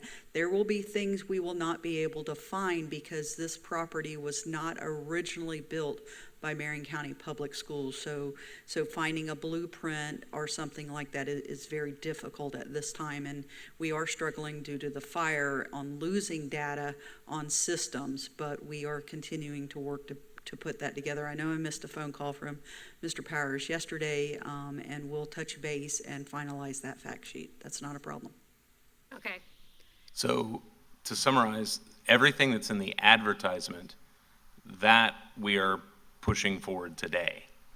That's being sent to both newspapers, being sent to our pushed to our website. However, there are two additional items that will be added to our website. One is if there are instructions regarding viewing of the property, whatever those instructions are going to end up being. All right, can we just put Okay. that to rest? Yeah, I do not agree with that. So We're not. that may be that people, and the board needs to make a decision of one part of that, and that is if someone is serious enough to have entered a bid, would they then be guided through that process? Okay, then none. Okay. Yeah. The next portion of that, We talked that through, we're not doing that. okay. right? Yeah, I Okay. feel like we've All right. crossed that bridge. I know. All right, keep rolling. No, So the next portion of that process then would be a fact sheet and or video. And so then with that, as far as accuracy, I have no way, nor would McGraw, to determine accuracy of the data. I can, if I have whatever data is there from a fact sheet or from a video, then that would be something that, that Let me interject Can't we here just for put- just a second. Fact sheet and video, I believe, is what the board yes. would Yeah, desire. and put an Okay? asterisk at the bottom that says, "To the best of our knowledge." That was my. I mean, Give me a chance. It was exactly the next thing I was going to say. Was most typical listings that I see, there's a little disclaimer at the bottom. So if that would be incorporated in your legal opinion, then we can move forward. I like what Board Member Campbell said about, now I get it. It's always my preference, to just write and type. Here's the ad, here's the video, here's the fact sheet, let's go. But if it's another few days before the fact sheet and the video become available, I can go with that. But I think we need to be very clear right now as the board to reiterate that, we desire the fact sheet, we desire a video, a very short one, but it also needs to capture what people would want to see. So in this particular situation, I'm not sure that having that be student-led is necessarily in our best interest. We may want to get somebody and just eat the money, it can't be that much, to make sure that the video is professional and really captures what people that are very interested in buying this high-dollar, hopefully, property are going to want to see. Board, what do you think? And Madam Chair, may I interrupt, ask Mr. Christian to come forward? We're talking about videos, and see what questions he may have, if that's okay. Chair Thrower, you bring up the very thought that I am most concerned with. My team can absolutely produce a short video. What is short? Is that 55 seconds? Is that 3.5 minutes? Is it 5 minutes? And what is the content of that video? Yes, my team can go in and record the space that's there. But what about, and I'm not proposing that there is, but what if there's a crack in that back wall corner that we don't show in that video? Okay, I can solve this problem across That's my the board, concern. okay? The contract that they will be entered into for the bid is an as-is sale, okay? There is no gotcha unless we put clearly factually inaccurate material facts.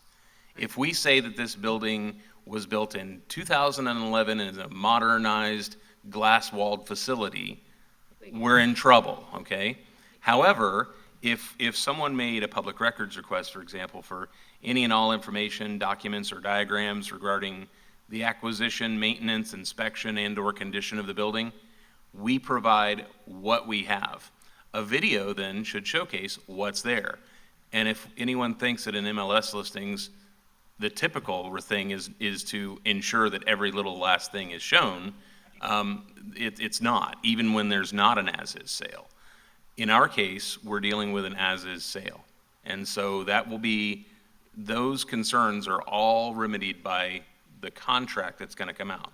Okay. Of course, we have no intention to mislead, but we should not need to worry about, well, we didn't show a crack in the wall, or we, All right. but as far as the core information, the difficulty that I have with accuracy is just that I have no way, and facilities on some of the indications, as they indicated, they've lost some files. They may have no way to gauge that accuracy either, of what the, what schedule of plumbing was put in at some point in time. They may have that information. If they have that information, whatever information is there could be summarized into a fact sheet. All right, so putting what they have and making sure that it is factual. And if it's not, or if it can't be corroborated, then it doesn't go in there. Vice Chair, you had something. Just my ask would be is Kevin, if you look at your schedule and you have a time that you can show up with your team to video, that somebody from facilities would meet you there and they're able to say, okay, these are the important facets of this property. Please make sure you include where the water is, load-bearing walls, all the things, all those things. And so there's some collaboration between the two groups so we can get this moving forward. But I think it's going to take both groups to get it done, because we don't want to mislead. We want to put our best foot forward. That doesn't mean we have to have every piece, of information, because some of it's lost. We do our best. And I think that would require both of you to move it forward. That's a great idea. Board Member James? The diagrams of the buildings are on the property appraiser website. So when people go to look up the parcel on the property appraiser website, they can see diagrams and dimensions, but they can't see electrical, they can't see water, they can't see those kinds of things. So, as simple as taking these diagrams and putting a little dot to where the water is, just so people have an idea. Is there water throughout? Is it not? What year do we think the electric is? I was not trying to ask this super complicated thing, just the very basics so people can have it. If you're asking for a time, a minute, I don't know, as long as it takes to walk through the facility, that's how long the video needs to be. It doesn't need to be fancy. It doesn't need to be anything. I just think people need to be able to see what the inside looks like. There are people who want to preserve the historicness of it. So like that one wall that's super historic, spotlighting that. People want to see, okay, what is that condition? But it doesn't have to be incredibly complicated by any means. And I would say that there's really not a limit on the time of the video, because when we say short video, what does that mean? That's really in the discretion of the creator of the video. Anything that simply shows, It captures the essence. right. However, it could also be. I don't believe it necessarily needs to be narrated or anything like that, but it simply could be, an entire walk around and walk through the facility. Now, I will note, though I don't anticipate this is the board's intention, that when I spoke to MRM, Mr. McGraw's office, regarding this, they have people who can do that, who can do. My understanding of the board's communication was that this is something that the board would like to have us doing in-house, but we do have people that are working with our outside counsel who routinely do this as well. So that's up to the board.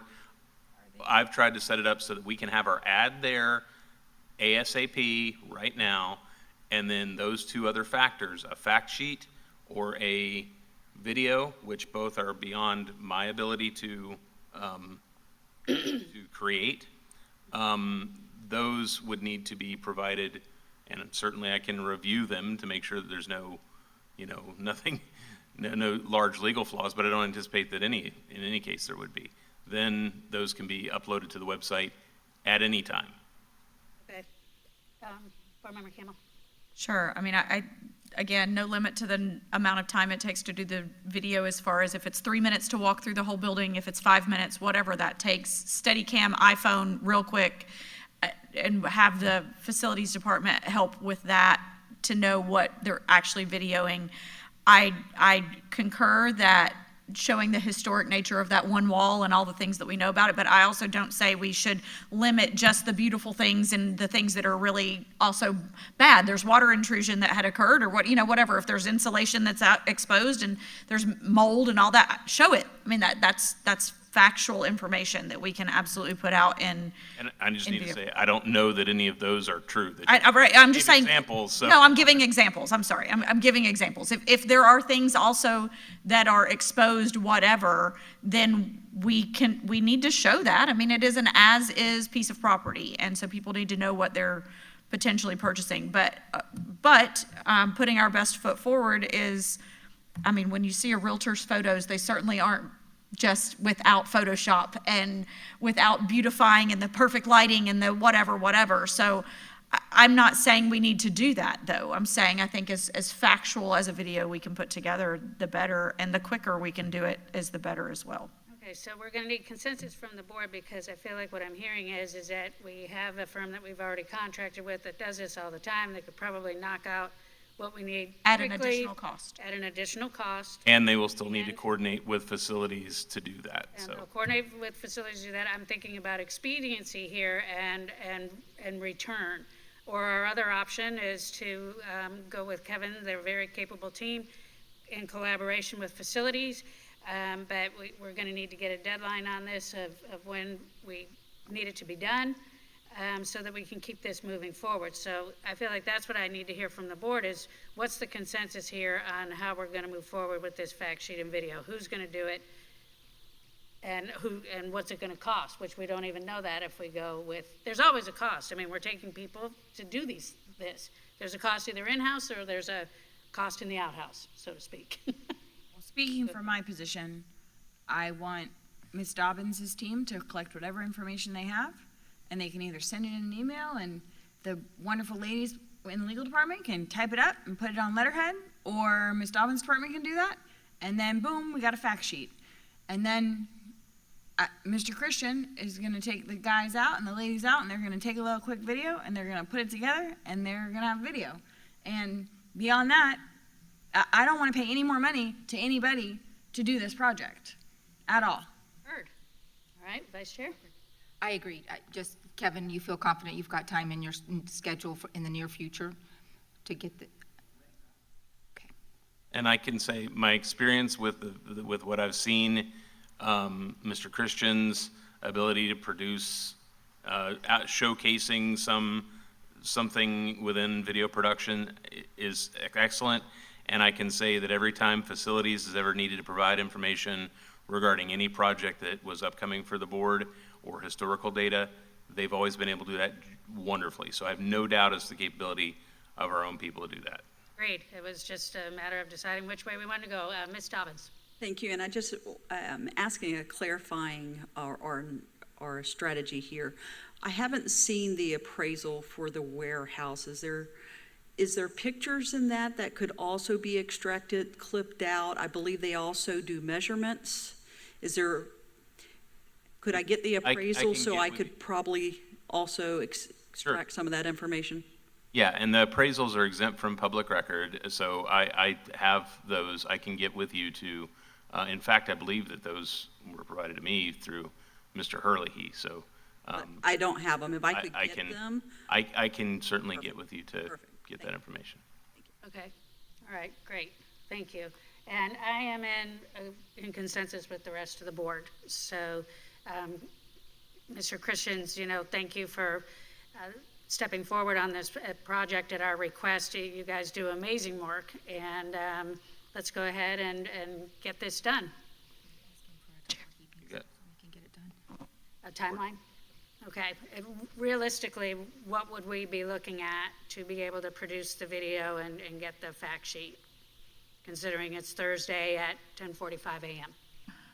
And Chair, if I may, complete consensus that we move forward with the district's team under the direction of Dr. Gullett. So I think what we've done here today, while we completely are on the same page that we can utilize the district's team, what she advised to us is this was a school board thing, attorney powers, and we've just done a lot of directing of her staff to do things. So under Dr. Gullett's leadership, certainly, are you comfortable with the arrangement that the board would like to have with your team?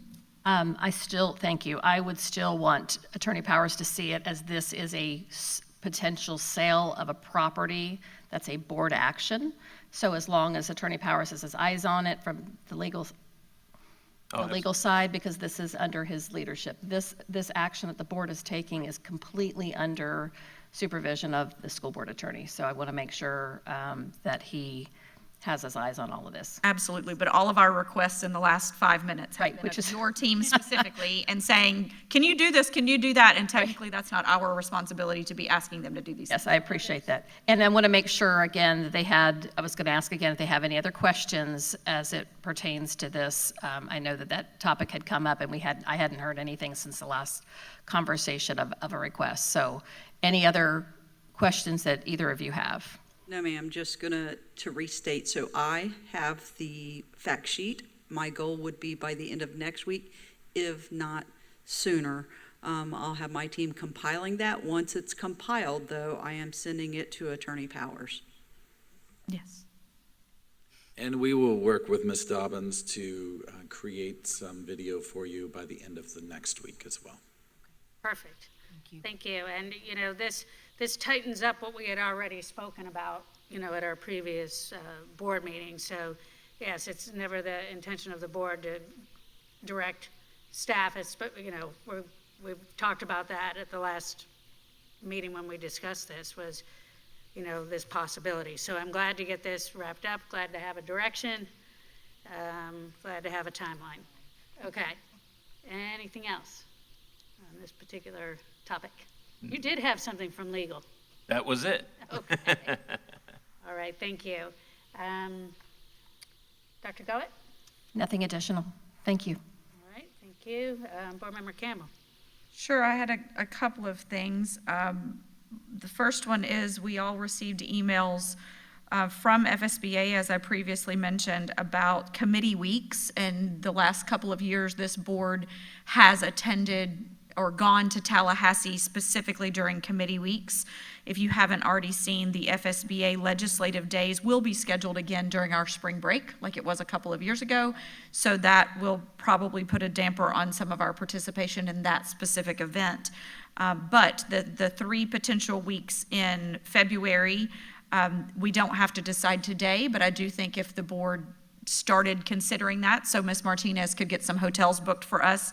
Potentials are either February 3rd through 7th, the 10th through the 14th, or the 17th through the 21st. So we also have that in an email from Dr. Thomas out of FSBA. So I think we do, maybe you don't. If you don't have, okay, hopefully you have that from her. If not, we can make sure that Ms. Martinez sends it out. So just check your calendars. We can talk about it the next, when we see each other on Tuesday night or something, but just so we can kind of get an idea of when we want to be in Tallahassee specifically talking.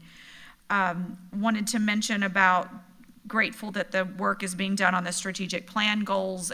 We had a committee meeting yesterday with Mr. Carlisle leading the goal 5.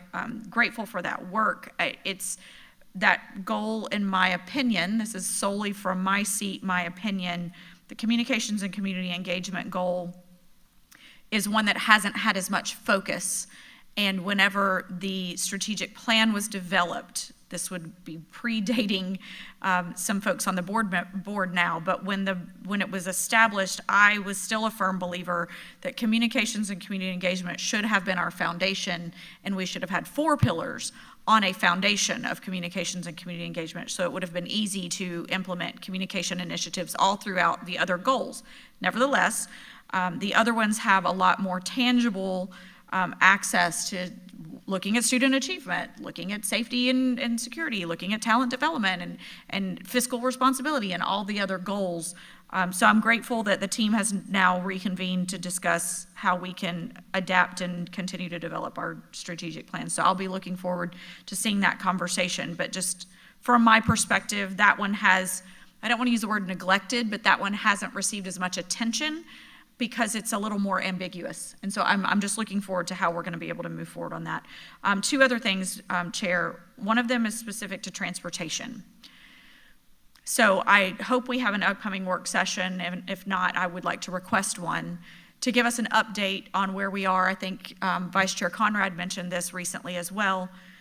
We continue to have questions from our community about transportation and the delay in buses. The ones that concern me the most are the delays of our elementary school buses, because all of those should be the first thing in the morning, and we are having those. Even, I'll use Saddlewood as an example, because I had a family reach out to me in the 4 Ranch community, and that's not even, like, they're within 2 miles. And so the fact that that bus in the morning has been late 30, 45, an hour late, and it's at the beginning of the day, is concerning to me. We've had, obviously, I received some emails, there's some chatter on social media specifically to the Osceola Middle School community.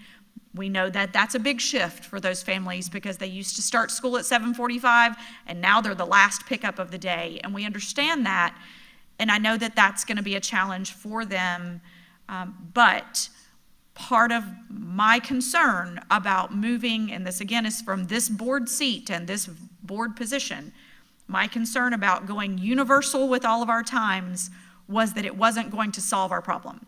So I'm hoping that we are on a pathway to solution, but if we could have an update, potentially as a board work session topic coming up for transportation, to see where we are 6 weeks into this or 9 weeks into this, I would like to request that. Dr. Gullett. Certainly, Dr. Campbell. Ms. Dobbins is here. I don't know if you want to, I don't know, board, if you, I know this is board comment time, want a quick update, and then we can do a follow-up? Yes. If you have one for us. Yes, we're all here for She's here this morning, so. Good morning, busy morning. Happy to be here, though. Yes, I do have a quick update, and there is, again, our target's 100%, always will be 100%.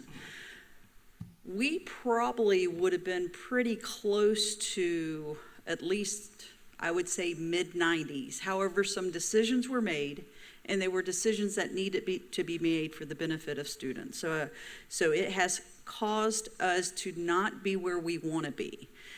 So I'm not here standing before you pointing blame or anything. It's just the situation we're in. When we added the alternative programs to MTI, it added 10 more drivers. Had we not done that, every vacancy in Zone 3, which is 10 as of today, would have been filled, and we would have no issues with that. But we continue to hire, we continue to train, we just had our recruiter out in the Marion Oaks area last week and are scheduled to go back out there with a bus on a Saturday and do more recruitment. So the only way to solve this is to fill the positions.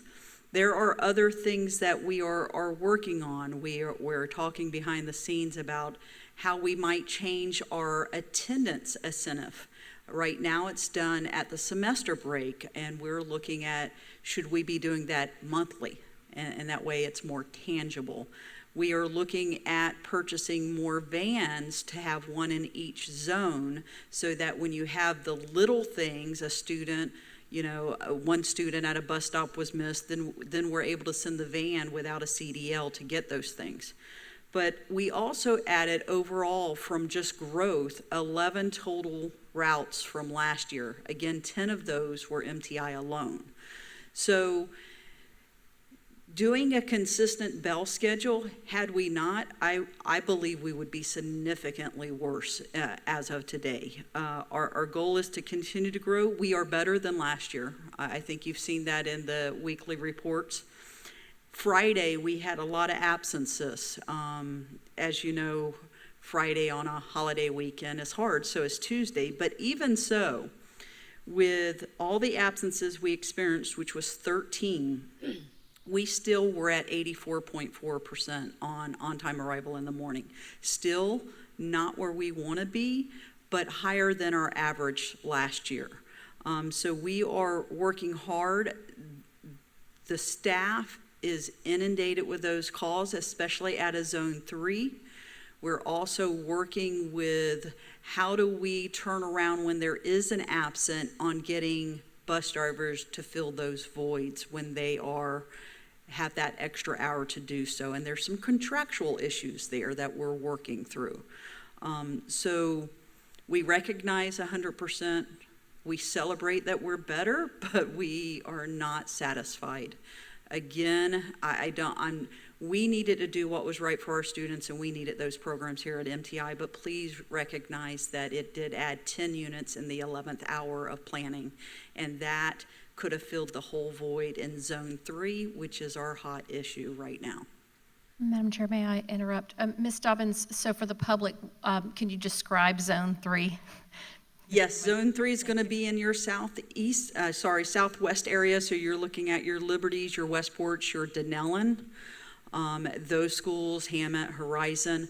I also would like to point out that traffic has significantly impacted late buses, especially along the 200 corridor, and the DOT is about to start road construction on 200. So we are looking at different routing solutions, but every reroute is a traffic jam.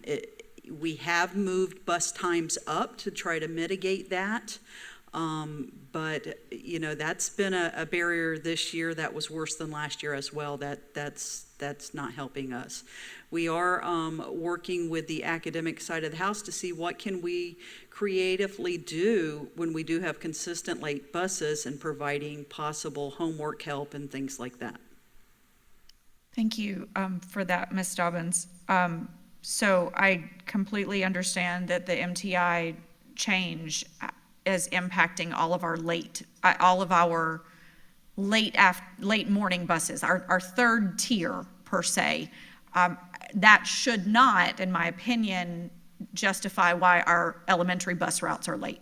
I understand it, but that still continues to be a concern for me. I can understand why the late ones, this school starts at 9, 10, or whatever time as opposed to the 7:40 times that the elementary schools. But I have a question, and you can have a comment on that, but I do have one other quick question, and then if you all have additional transportation things, and then I do have one more thing after that, Chair.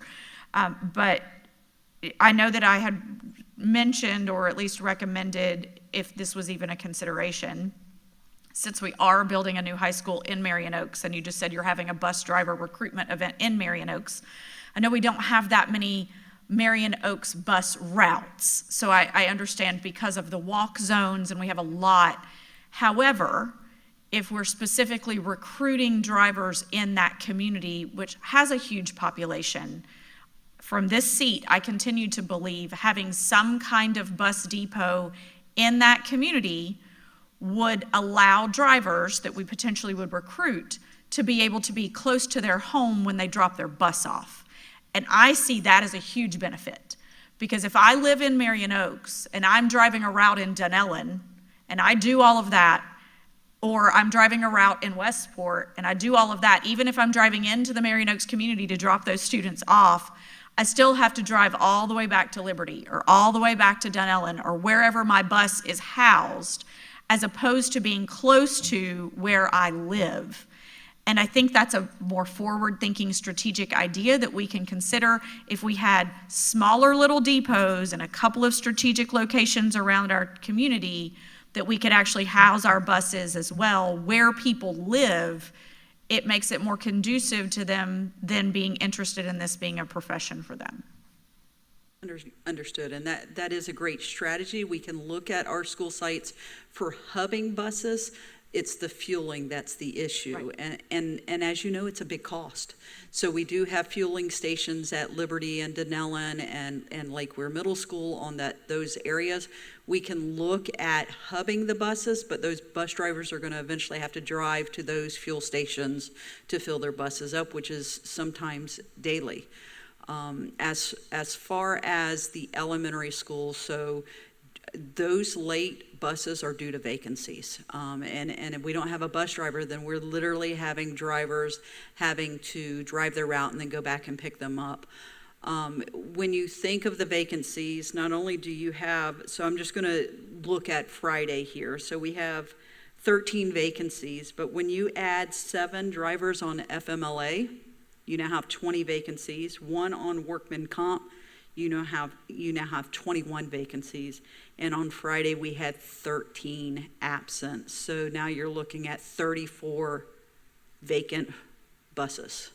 And our staff is really working hard. I know he's not going to like me saying this, but Mr. Ostonic was literally getting up extra early in the morning, driving his vehicle to the compound, picking up a van, and driving all the way across Marion County past East Marion to pick up 2 students in the van just so we could get them to school on time. And those things are what the staff is doing. The staff is really double working. They are driving buses if they have CDLs. We have 10 of them, 9 consistently, that are out there driving those buses. But again, we will not solve this until we fill those vacancies, and they work extra hard.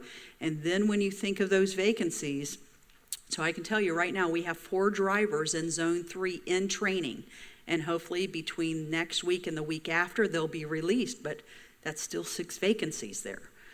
It takes an extremely long time to go through the training if you have no CDL. You're talking about 5 weeks. If someone is coming in with a CDL, then of course we can turn that training over much quicker. But we continue to have to hire and hire and hire and train and train. And they do that every single day. Chair, on this note, I just have a question, and honestly, since we moved MTI here, it's a question that has been on my heart and a question I've had. The students on this site are receiving their instruction through Edgenuity, and I'm not asking you to confirm that because I know that's not the hat you wear, but I believe that is accurate. Dr. Gullett, is that accurate? That's correct. Yes. So which means they are not limited to a number of minutes. I think that is also an accurate statement, right? Correct. And only the ones in high school really would be limited to minutes anyways, because that's the one where it matters most. But none of them have minute requirements because they're all receiving their instruction via Edgenuity, which means that their school day is not set to any set time.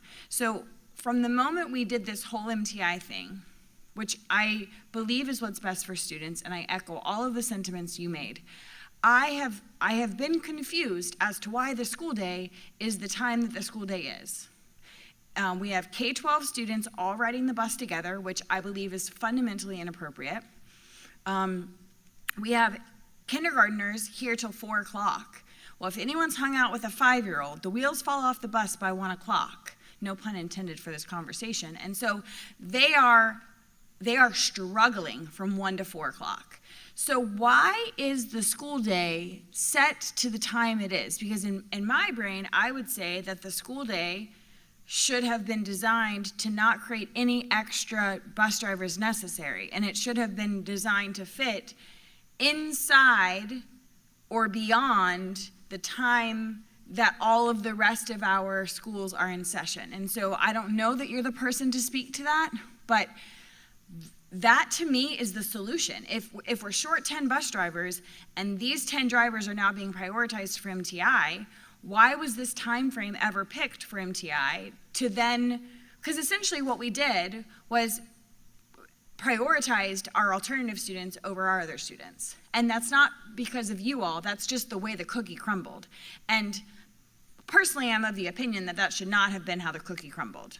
And so while Mr. Jones may not love what I'm about to say, if these students are late every day, I would prefer that over our traditional learners.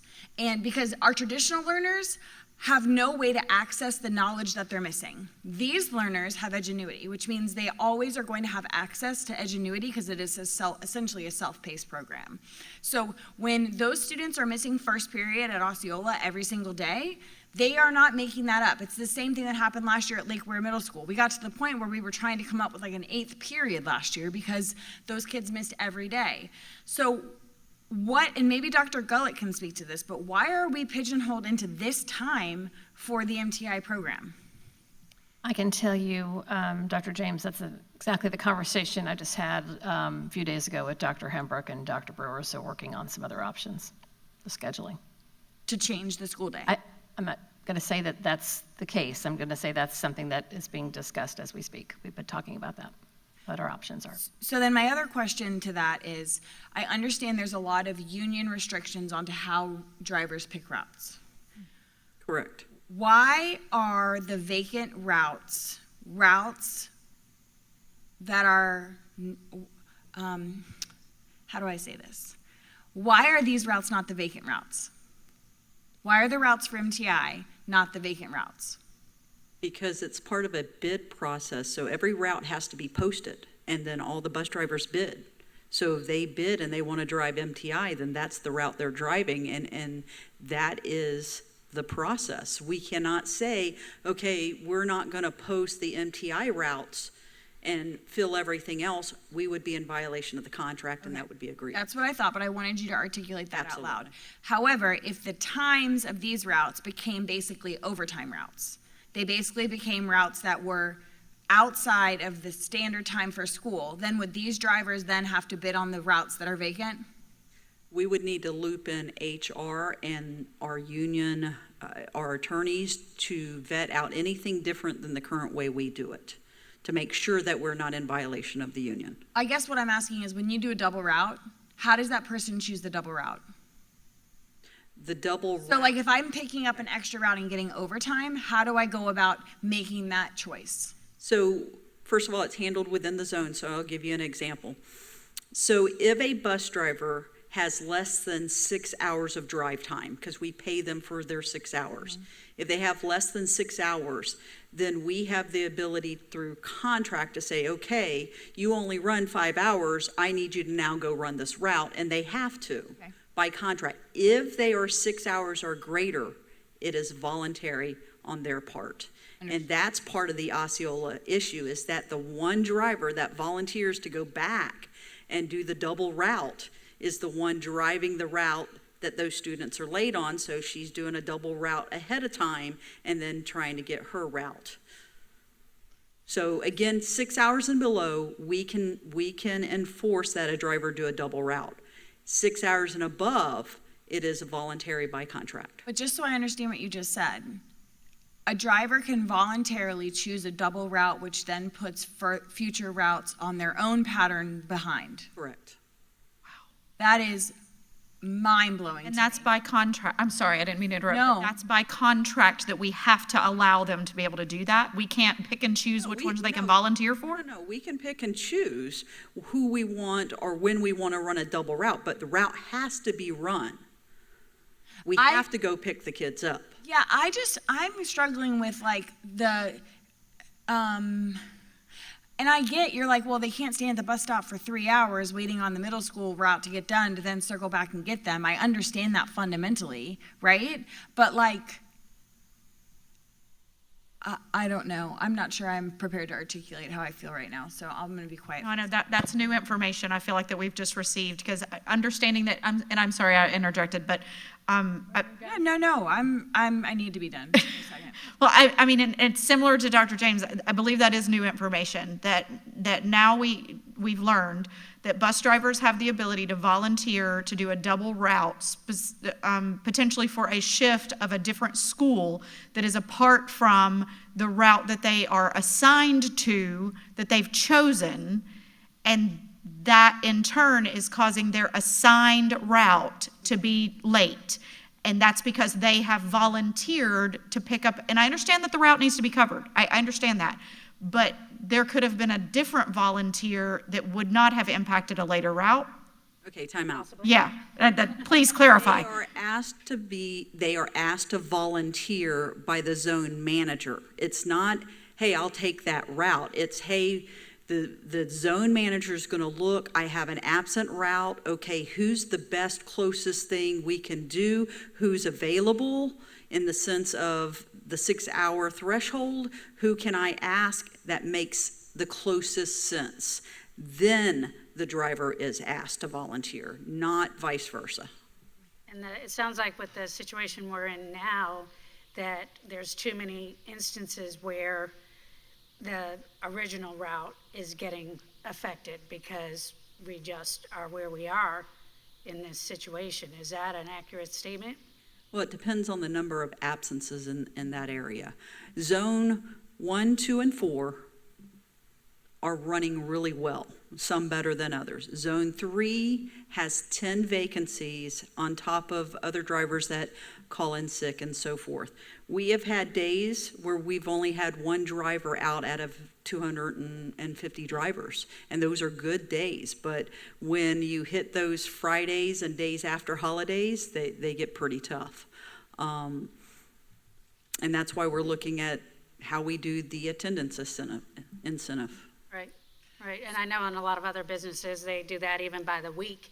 I'm thinking of UPS was one of the early ones out of the gate and incentivizing attendance, because let's face it, everybody wants their package, as quickly as possible, and, I get that. All right. I just had another thought, if that's okay. Is that okay? Yeah, go ahead, and then I'll finish what I was going to. Oh, I'm sorry, I thought you All were right, moving on go to the ahead. next thing. Or, no, I want you to finish. Please, go ahead. Okay. So the drivers who drive the routes here, are they driving other routes? Yes, not all of them. Some are singleton because the students here come from all over Marion County. So sometimes you only have enough time to do the one run. And what time is drop off here? I don't know off the top of my Dr. head. Gullet, do you know that? I think it's about 9 o'clock, right? I would say Okay. around then. So my question is, and this is maybe something you've already thought of, but if these, because I think these buses for the most part are on time. That's what I've heard from Mr. Jones. Do you know anything different than that? I do not know. I think they're generally on time. So my question is, and like when I arrived this morning at 8:30, there were buses out there. So my question is this in the same zone as Saddlewood, or is this in the same zone as Osceola? This is in the zone for this area. So it's going to be. So it would include Osceola? Probably. So has it been considered for these drivers? I'm just thinking, if that bus driver, today there were multiple buses out there at 8:30, so are they going to do something else? Or? Here's what I would recommend, because you're really getting into the weeds of routing, which is a matrix of an event. I encourage you to take time to go down to transportation and sit with what happens and listen to that radio and look through those routes on how they adjust those routes based on absences, based on this driver now just went on FMLA or workman comp or other things. Because it makes sense when you think, it's not so easy to say that, well, we're on time here, so why can't we just adjust it to make Osceola on time and maybe this section late? You've got union contract where these drivers had bid on their routes. And we cannot necessarily force them to stop the route they bid on and go do a different route. There's parameters around that. And I've seen how that works, and I'm like, thank goodness my pea brain's not the one, handling that. They are very strategic in how they route and how they adjust based on absences and vacancies. And they do it in the most effective and efficient way. But it's simple math. If you have 21 empty buses on Friday, you have 21 times 3 impact, because those buses, if they're running a 3-tier route, just impacted late, guaranteed, they're gonna be late to that elementary school, they're gonna be late to that middle school, and they're gonna be late to that high school. Guaranteed. Well, and I completely appreciate that sentiment, and I'm not trying to minimize the work that they're doing. What I'm trying to figure out is how we can prioritize other routes and MTI be late. That's what I want to see as a board member. I want to see Osceola get to school on time and MTI be late, if that's even remotely possible, because to me, those traditional learners we should be prioritizing that. And I guess maybe agree. that's not the most delicate way to say that, which is why I was trying to be quiet, but I understand completely what you're saying. The prioritization is in direct conflict with union contract and poses a grievance process. That's the issue. That's truly the issue. Now, we may have to eventually make decisions on who receives transportation. We currently have a couple of routes that are still courtesy route because they're high school students in grades 10 through 12 going to, and it's mainly Westport for very specific programs that we're still providing buses. There's currently 3 of them. That's 3 drivers that we could put back in the route if we eliminate those courtesy, but that means those students are going to have to find their own way to Westport High School if they continue on that school choice. Now, we are phasing that out.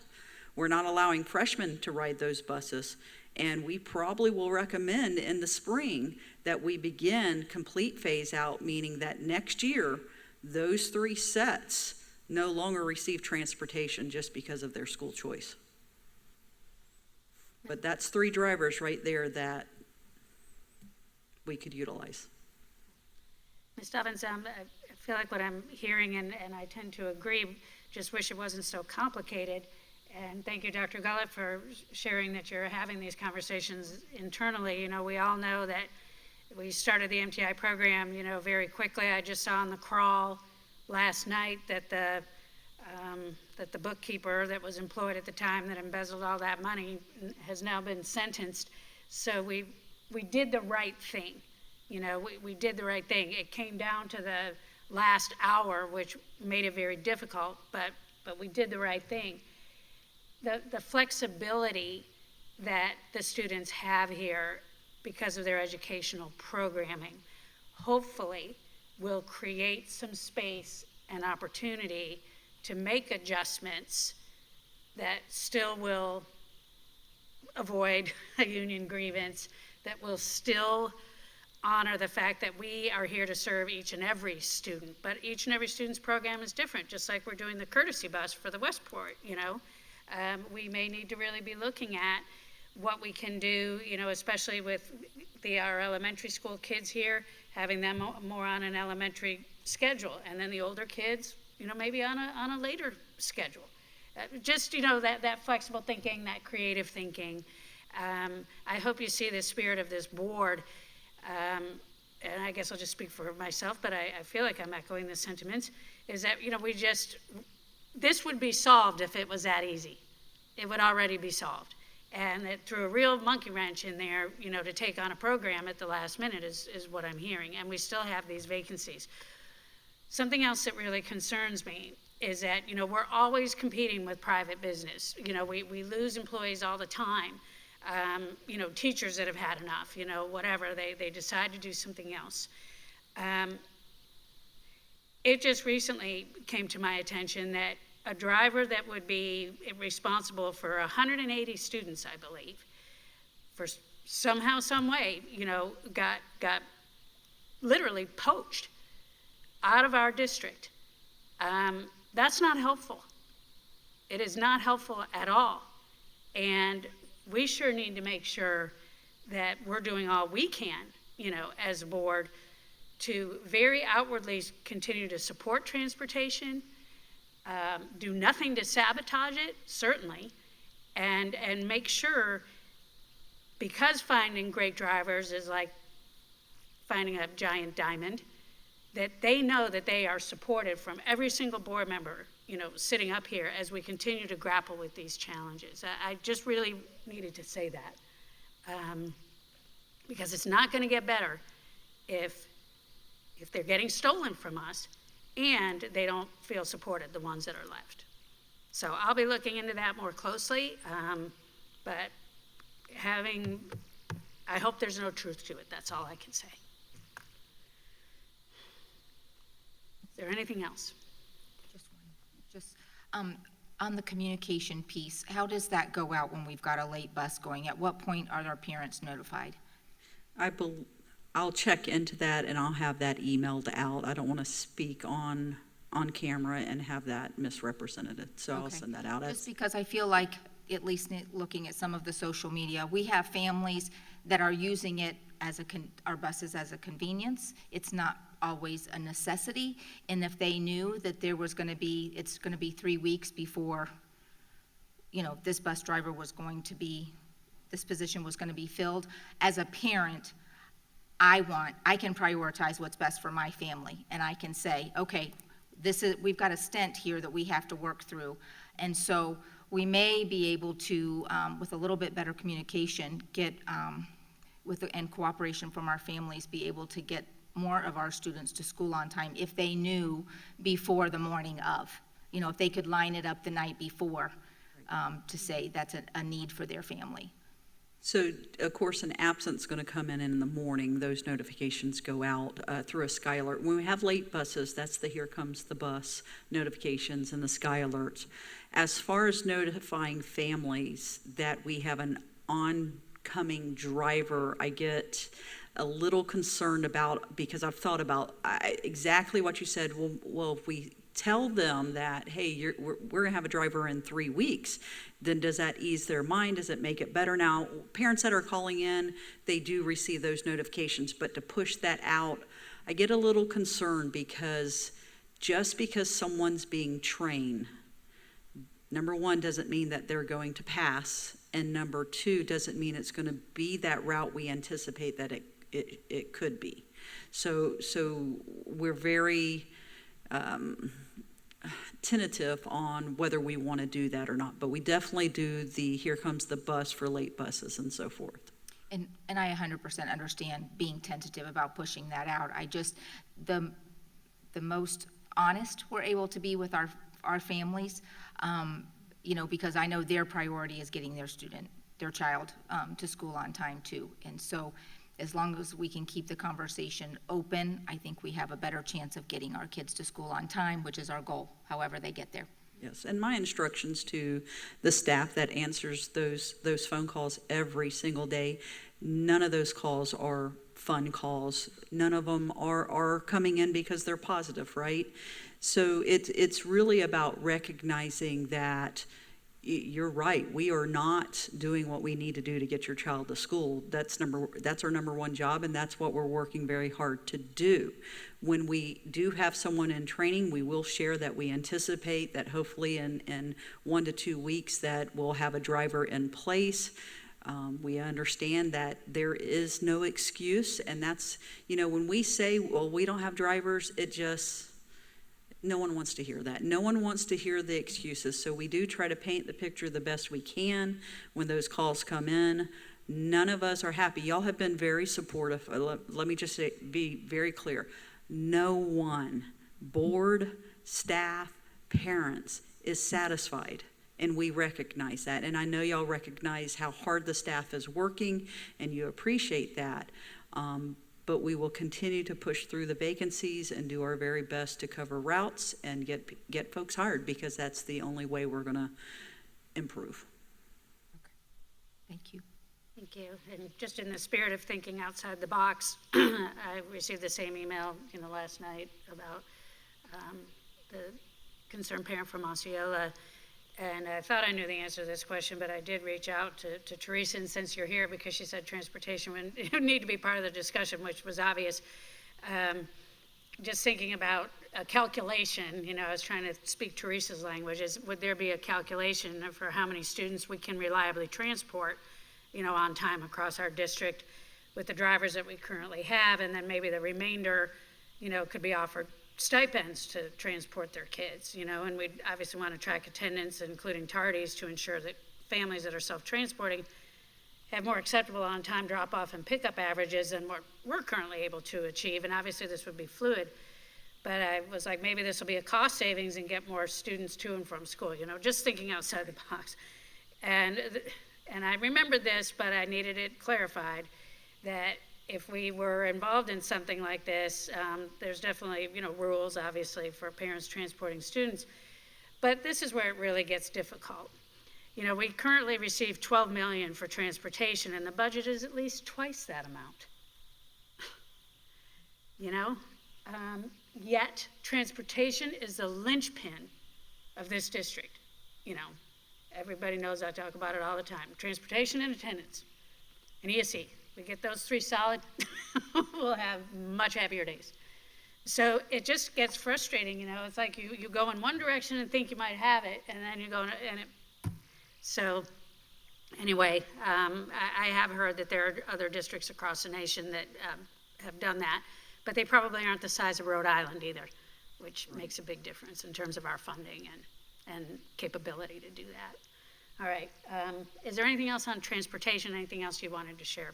Ma'am, I appreciate your time. Okay. Did you Yes, have more on I do have it. Not fully on transportation, other than just to piggyback on your very last statement. When you think of the Central Florida School Boards Coalition, we're talking Polk, that's larger than us, Pasco, Volusia, Lake, all of us in Central Florida that don't have public transportation, very large land masses. I think it potentially will be a topic that we'll be continuing to explore as a voice of 12 districts in Central Florida. So we're going to need a legal size for our list of priorities. I mean, it's important to have those voices and to continue to have those conversations. So I don't know if today was sufficient or if we need to have a work session. That was a great update. It was great update. Thank you, Ms. Dobbins. Wasn't expecting the full update. But if there's additional information that you think could help us in a work session with Mr. Ostanek and including what might be happening, new opportunities for MTI, right. Dr. Gullett, as you work through with your staff, but that was amazing. Thank you. If you're asking me, I would rather them be working than trying to do a work session and preparing for that. That is my honest answer. Any information you need, I am available to retrieve it, to answer it, to stand on this podium. I'd rather me stand up here and answer the things while they're back, answering those phone calls, looking at those routes, and getting kids where they need to get. Okay. I can completely respect that. I think you've answered the majority of the questions that I know I had, and I think we all, as we hashed through that, were able to get our questions answered, and everything else can be handled over the phone or via email, at least in the interim. So thank you for that. Board, yeah, anything else on transportation before I get to the last two board comments? So next the work session for now, we're good. Did you have something else on transportation?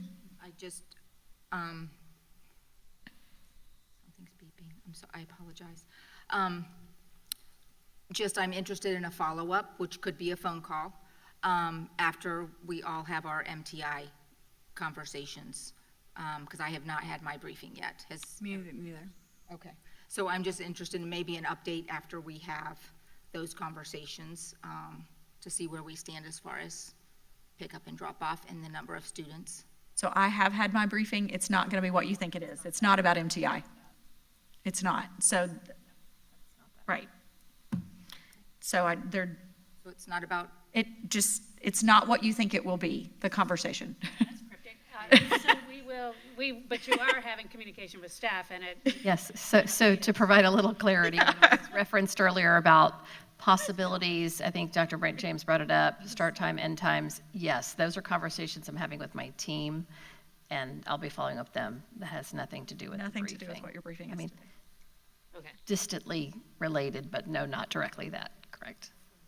I will keep the board informed if we have some options. Yes. Okay. All right. And sorry to be incredibly cryptic, but I think you're all going to find out today anyway in your briefing. So. Aren't always what they see. Yeah, right. Okay. The last two things in there, they are related. So Friday was the FSBA Advocacy Committee meeting. I had just asked Dr. Thomas, she's going to see where the video recording of that is, because I think I would like to have Mr. Powers or Attorney Powers or Ms. Martinez send that to all of us, because the entire advocacy conversation was about districts who either are doing referendums or sales tax and what we can and can't do. And so districts, what they have done, examples of what other districts have done, what their websites look like. All of that was kind of that collaborative conversation we had. So when I get that, I will send that to one of them to distribute to the rest of us, just to view at your leisure. But that is related to the other thing that I mentioned at the very beginning of this meeting, which was about a priority list. I didn't know if we have a work session agenda item coming up for the priority list. I jotted down what my initial priorities are, but Ms. Dobbins, welcome again. I should have just had a one-on-one with you. Years today, so no, thank you. So yes, we have been hard at work on that prioritization list. We're looking toward the end of October to bring that prioritization list. I am looking and trying to have an independent consultant look at all of our data to make recommendations of their prioritization. That way it's independent. I don't know if that'll be in time. If not, then we'll bring those recommendations and we will bring the entire spreadsheet of where everyone sits, all the buildings and everything, and we will work together on a final prioritization. And I appreciate your timeline that works for you, board. That doesn't work for me. I'm just going to tell you, based on the conversation I had on Friday with these districts that have done this advocacy for sales tax and referendums, specifically for buildings. And so having this 2 weeks, potentially having a conversation 2 weeks before people are voting on it, I don't think is going to be conducive to what our community needs to know about what our priorities are. In tandem, while I will completely respect what the recommendations are from the district, I think that each one of us from our seats can give a list. And I don't know, again, not wanting to exclude anyone, but just looking at our attendance reports that also now include at least a small little fish calculation that is fluctuating, and we know that that's not completely fully accurate, but when you see a school that's 130% over, you kind of think they probably need a classroom wing. So, I mean, I just jotted down a handful of ideas. I am completely comfortable with mentioning what my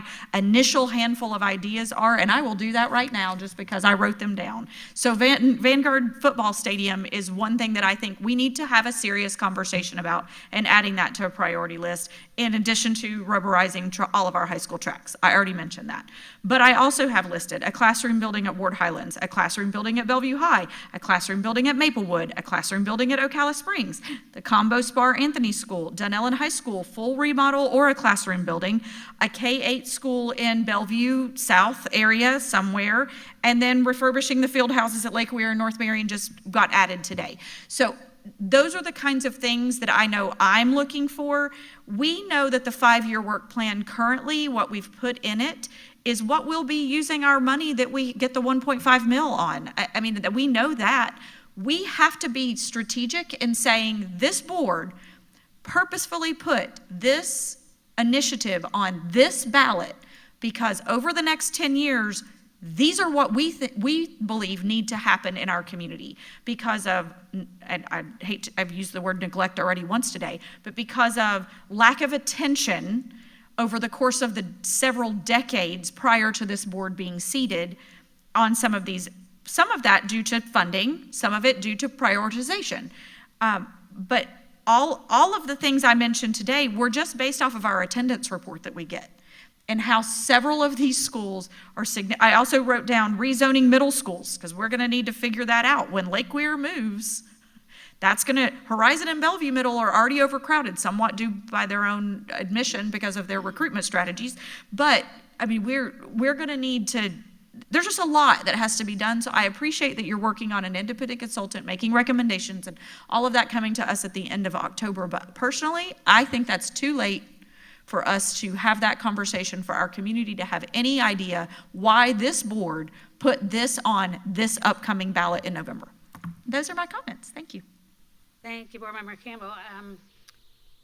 Having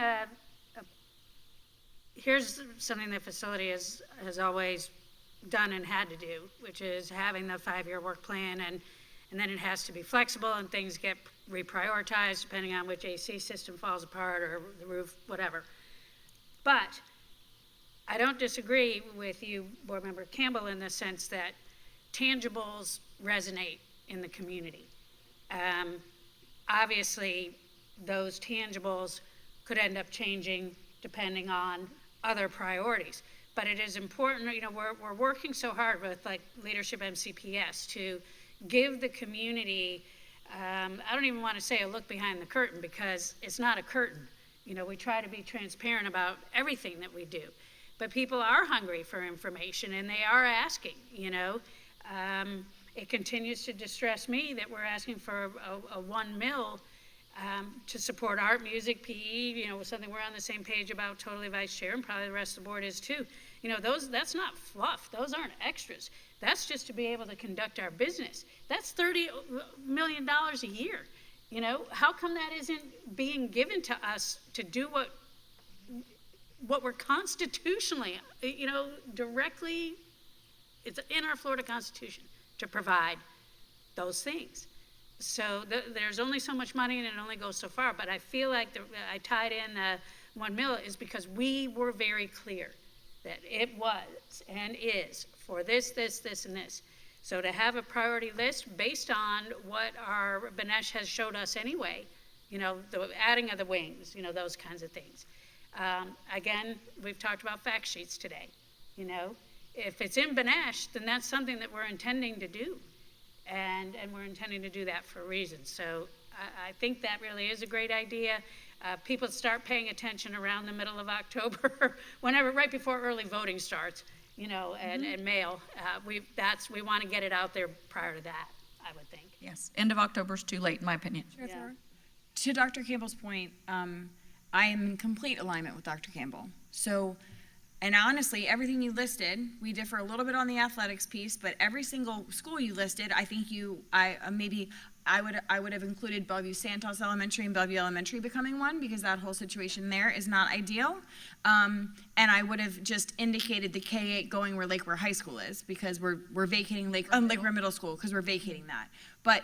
And some of these are contextual conversations. Ms. Dobbin, we spent a lot of time in a vehicle together over the last year, and so we had lots of time for conversation. But I think that, yes, I want to be able to go to the North End community, and I want to be able to go to the North End churches and say, these are the things the board has decided we will prioritize with a sales tax.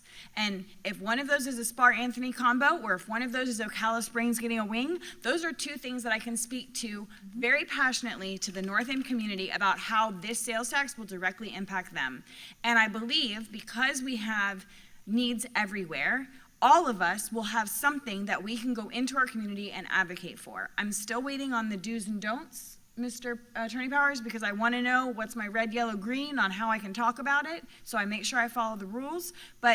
And if it's all votes off, then fine, but I just want you to write that up somewhere so I know Some of that will be in the advocacy call if you get that video, because whenever we have that, they talk specifically about, we as elected officials have a little bit more ability to do things than they do. Yeah. So that'll be in that. But yes, and honestly, I would say 2 weeks from now, September 19th, my request would be every board member comes with their list, and we all compare lists, and kind of like legislative priorities, we all come together and we pick what we want to prioritize as a board, because we all know the state of where we are, and Ms. Dobbins can work tirelessly to come up with some list and get an outside consultant and do all the things, but I really think the 5 of us ultimately want to come up with a list we can go into the community and advocate for. And so if we make a list and Ms. Dobbins says, yep, that looks good to me, then let's just do that. That would be my request.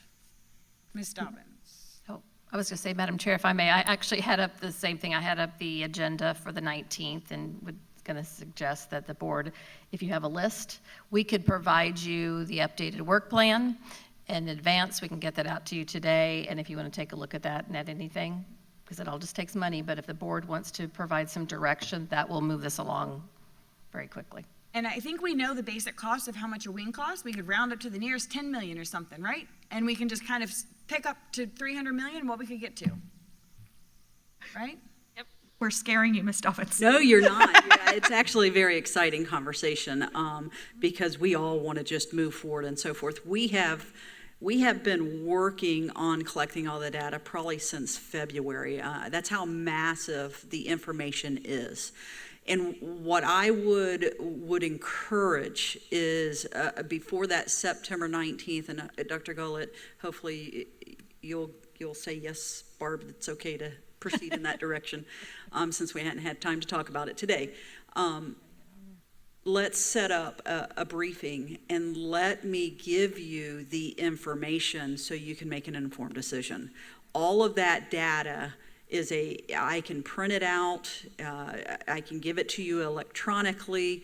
You would be able to see that if I look at Bellevue Middle School, you will be able to see what their enrollment is. You will be able to see every building, when the HVAC was last installed or updated, the flooring, the lights, and what it would cost. And what we did is we literally color-coded that document to say, if it needs to be done right now, it's highlighted red.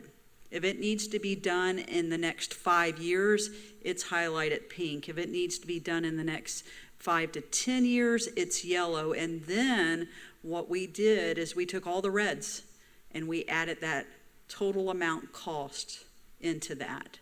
And then we looked at how many portables are there, because that's a big factor. And if they had so many portables, they received X number of points. We looked at student impact based on how many students are impacted for a change. And of course, your high schools are going to have the biggest impacts and so forth.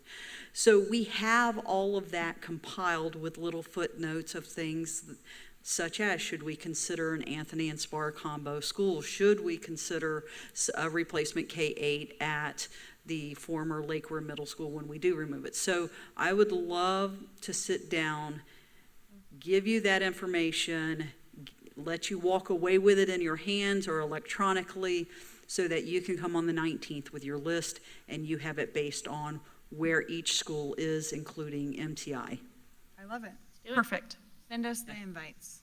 I'll be there for I will sure. send you the invites. It will be daytimes because I am doing meetings with Mr. Carlisle on the half-cent sales tax and so forth, the principals and faculty. So that's our campaign, and I'll loop you in during the days next week, because the sooner the better. The more time you have, the better for you.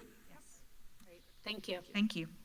All right. That's all for me. All right. Thank you so much. All right. Board Member James. Thank you. And thank you, Dr. Campbell, for bringing that forward. I feel like we have had some, you look at the agenda, I'm laughing because I was confused on my calendar this afternoon, and I thought I was seeing Dr. Gullett at 1, and I was jokingly was like, well, it looks like a light agenda today. Maybe we could move it up, and here it is, 12 o'clock. So, but it's all valuable conversation, and I'm grateful that Ms. Dobbins has been here the whole time, because I feel like we've leaned on her a lot today, even though it wasn't necessarily attached to agenda items. So that's all really good. Thankful for Attorney Powers providing this document today. I reached out to him at the beginning of the week and said, I want to know where we are with this, so I'm glad that we're moving forward. And I'm grateful for the team that are going to be able to get the rest of the documents and videos prepared so that we can get this underway. I'd love to see, this done by December 31st. I know that's not the end of our fiscal year, but it would be really nice to just kind of close this quick little chapter. And so I'm grateful for that. I know that we have received some emails about transportation, and transportation is trying their best. They really are. And so I'm looking forward to a briefing from the team about what could be done differently at MTI. I know that there may be an opportunity for using an alternative transportation program for the elementary side of what we're doing at MTI, using maybe Marion Transit. I am not a fan ever of kindergartners riding the bus with 12th graders. I just think that buses are a place where sometimes not ideal behaviors occur, and I don't want 5-year-olds on the bus with seniors. So I would love to be able to come up with a solution where we can bus them separately. And if we need to look into alternative times, start times, finish times, I was never a fan of night school. So when that first idea came forward when we were talking about this, I was never a fan of night school. But if they have to start a little bit later so that we can get the other students to school, then I would like to do that. And honestly, I would love to entertain a conversation with HR and the union about ways we can creatively address this and all work together. I think I know we're all on the same team. And honestly, if we create opportunity for overtime and people to make more money, I don't know why it could be a bad thing, right? And ultimately, people are going to walk away making more money. So I just want to see us work together collaboratively to make it happen. I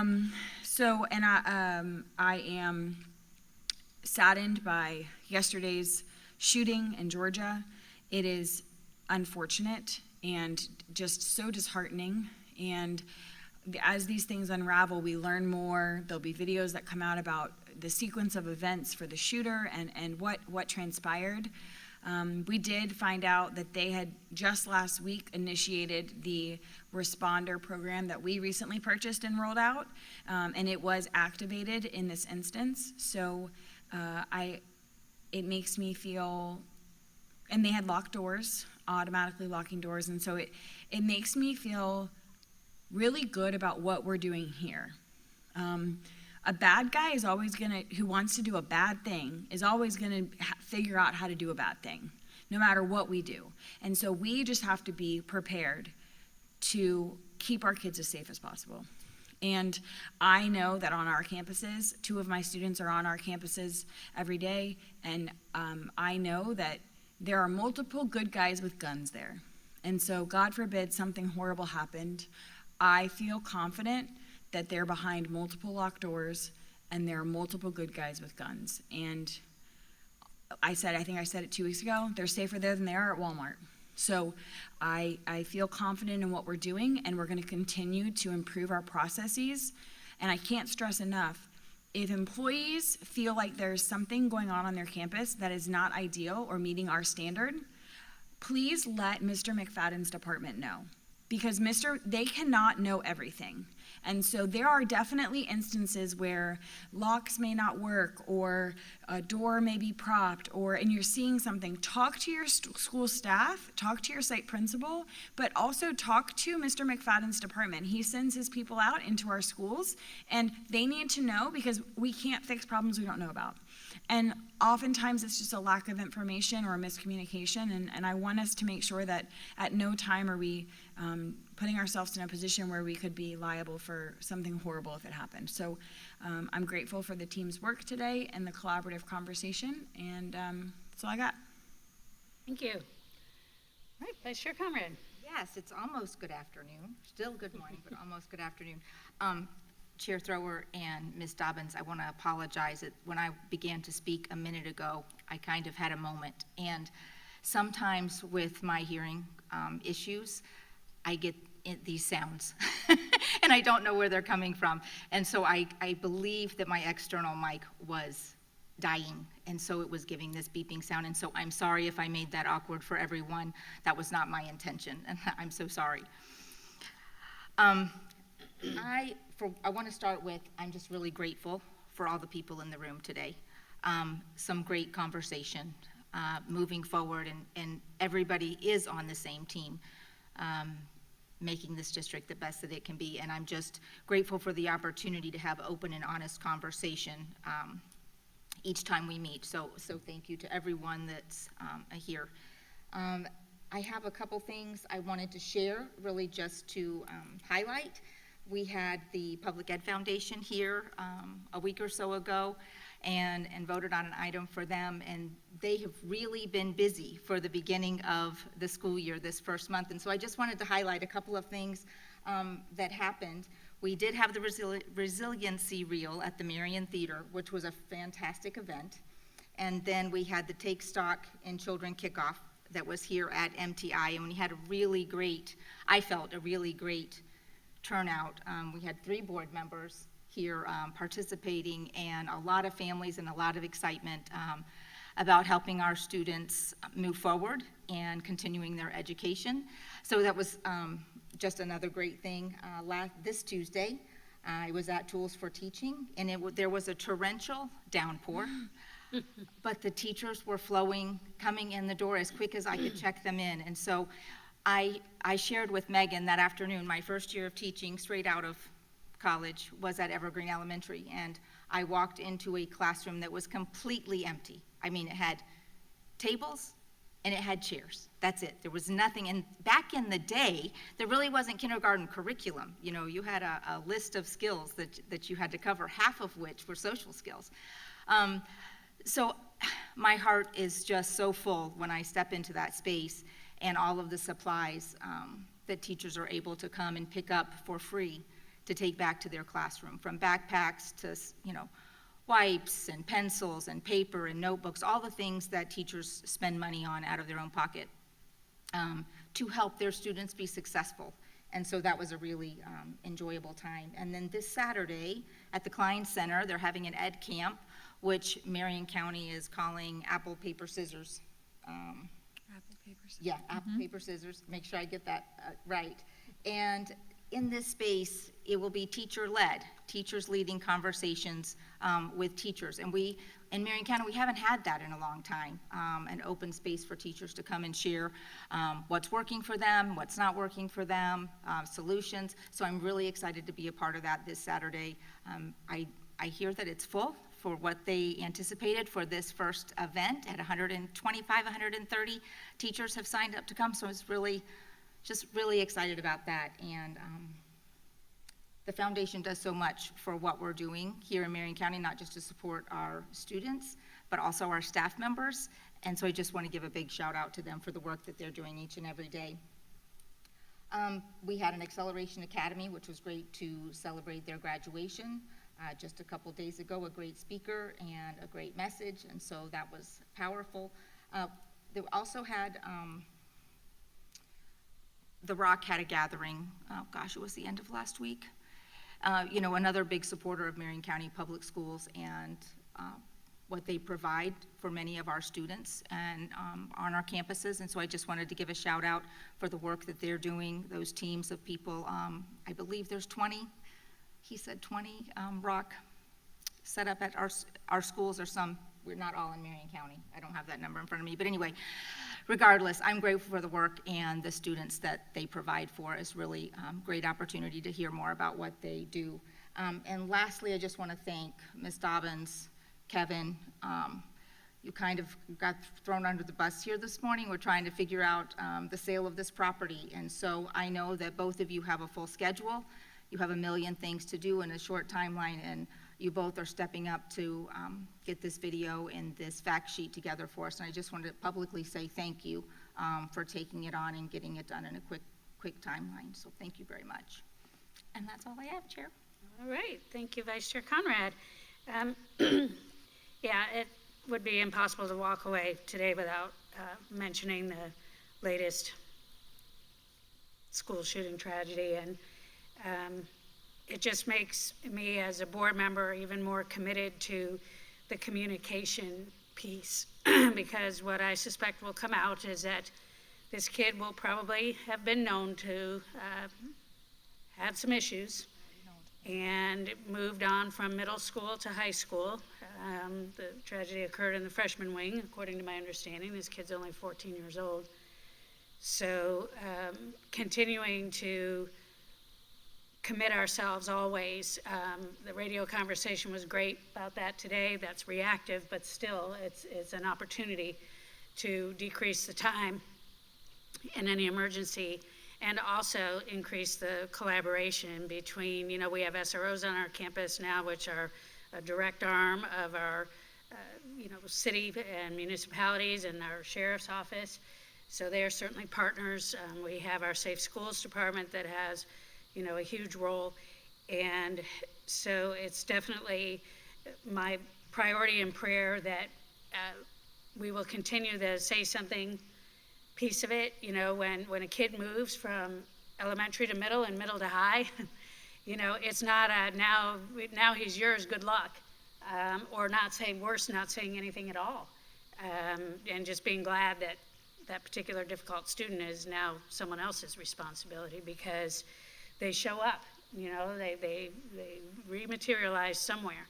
And so the transition support, the collaboration, that vertical communication as students move, from elementary to middle and high is deadly important, I will say.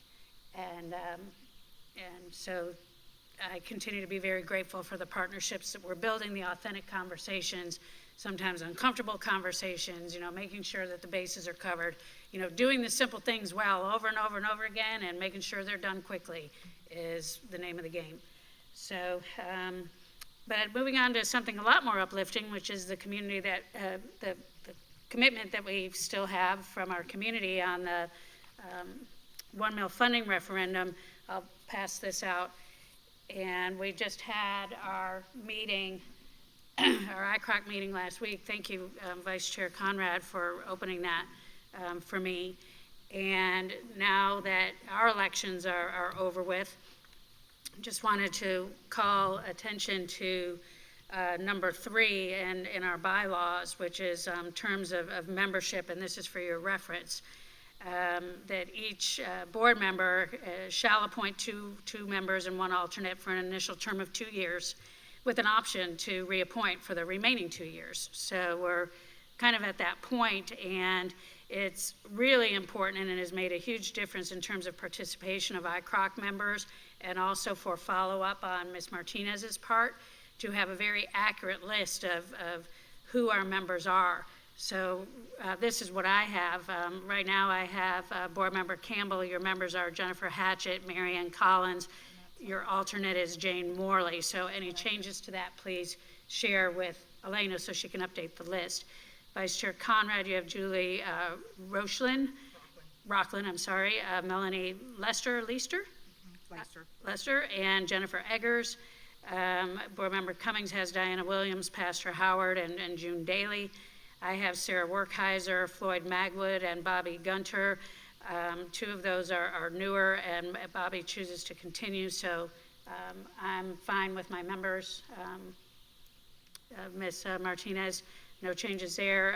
Board Member James, you have Ken Osley, Neil McDonald, and Angie Lester. So that's the current list. So please, if there's any changes, communicate those to Elena as soon as possible. The next ICROC meeting, I believe, is scheduled for January 23rd.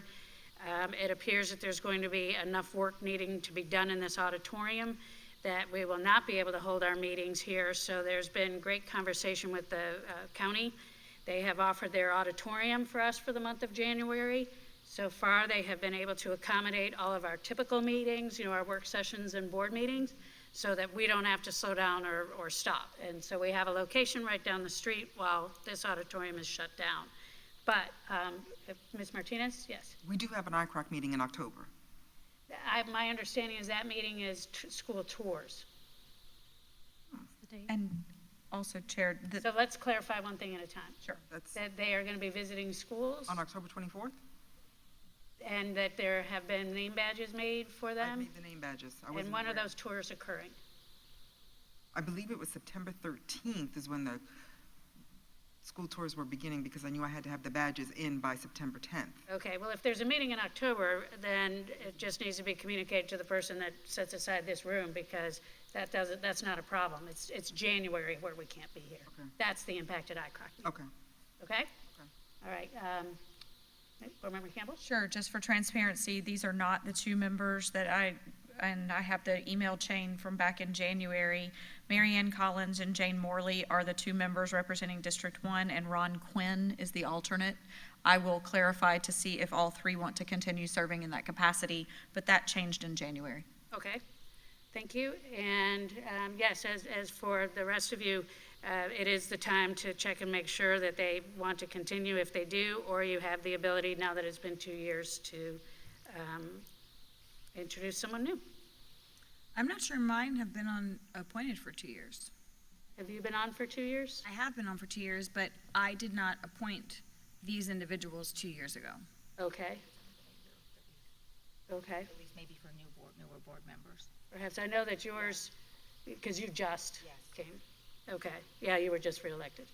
But in your case, Dr. James, I didn't realize that, and I just also felt it was important to point this out, because I don't know that we have enough conversation necessarily around, ICROC and the bylaws, and keeping this list updated, making sure that your participants are attending, because we had a huge problem in the recent past where we didn't have a quorum at one point, and that was not good. So we fixed that, and our bylaws have been updated, so that's what you got. I was made aware that Neil McDonald has no longer chosen to serve, so in the last meeting, my alternate was placed, I think, as the member, and Ms. Martinez has informed me that I need to pick an alternate, but.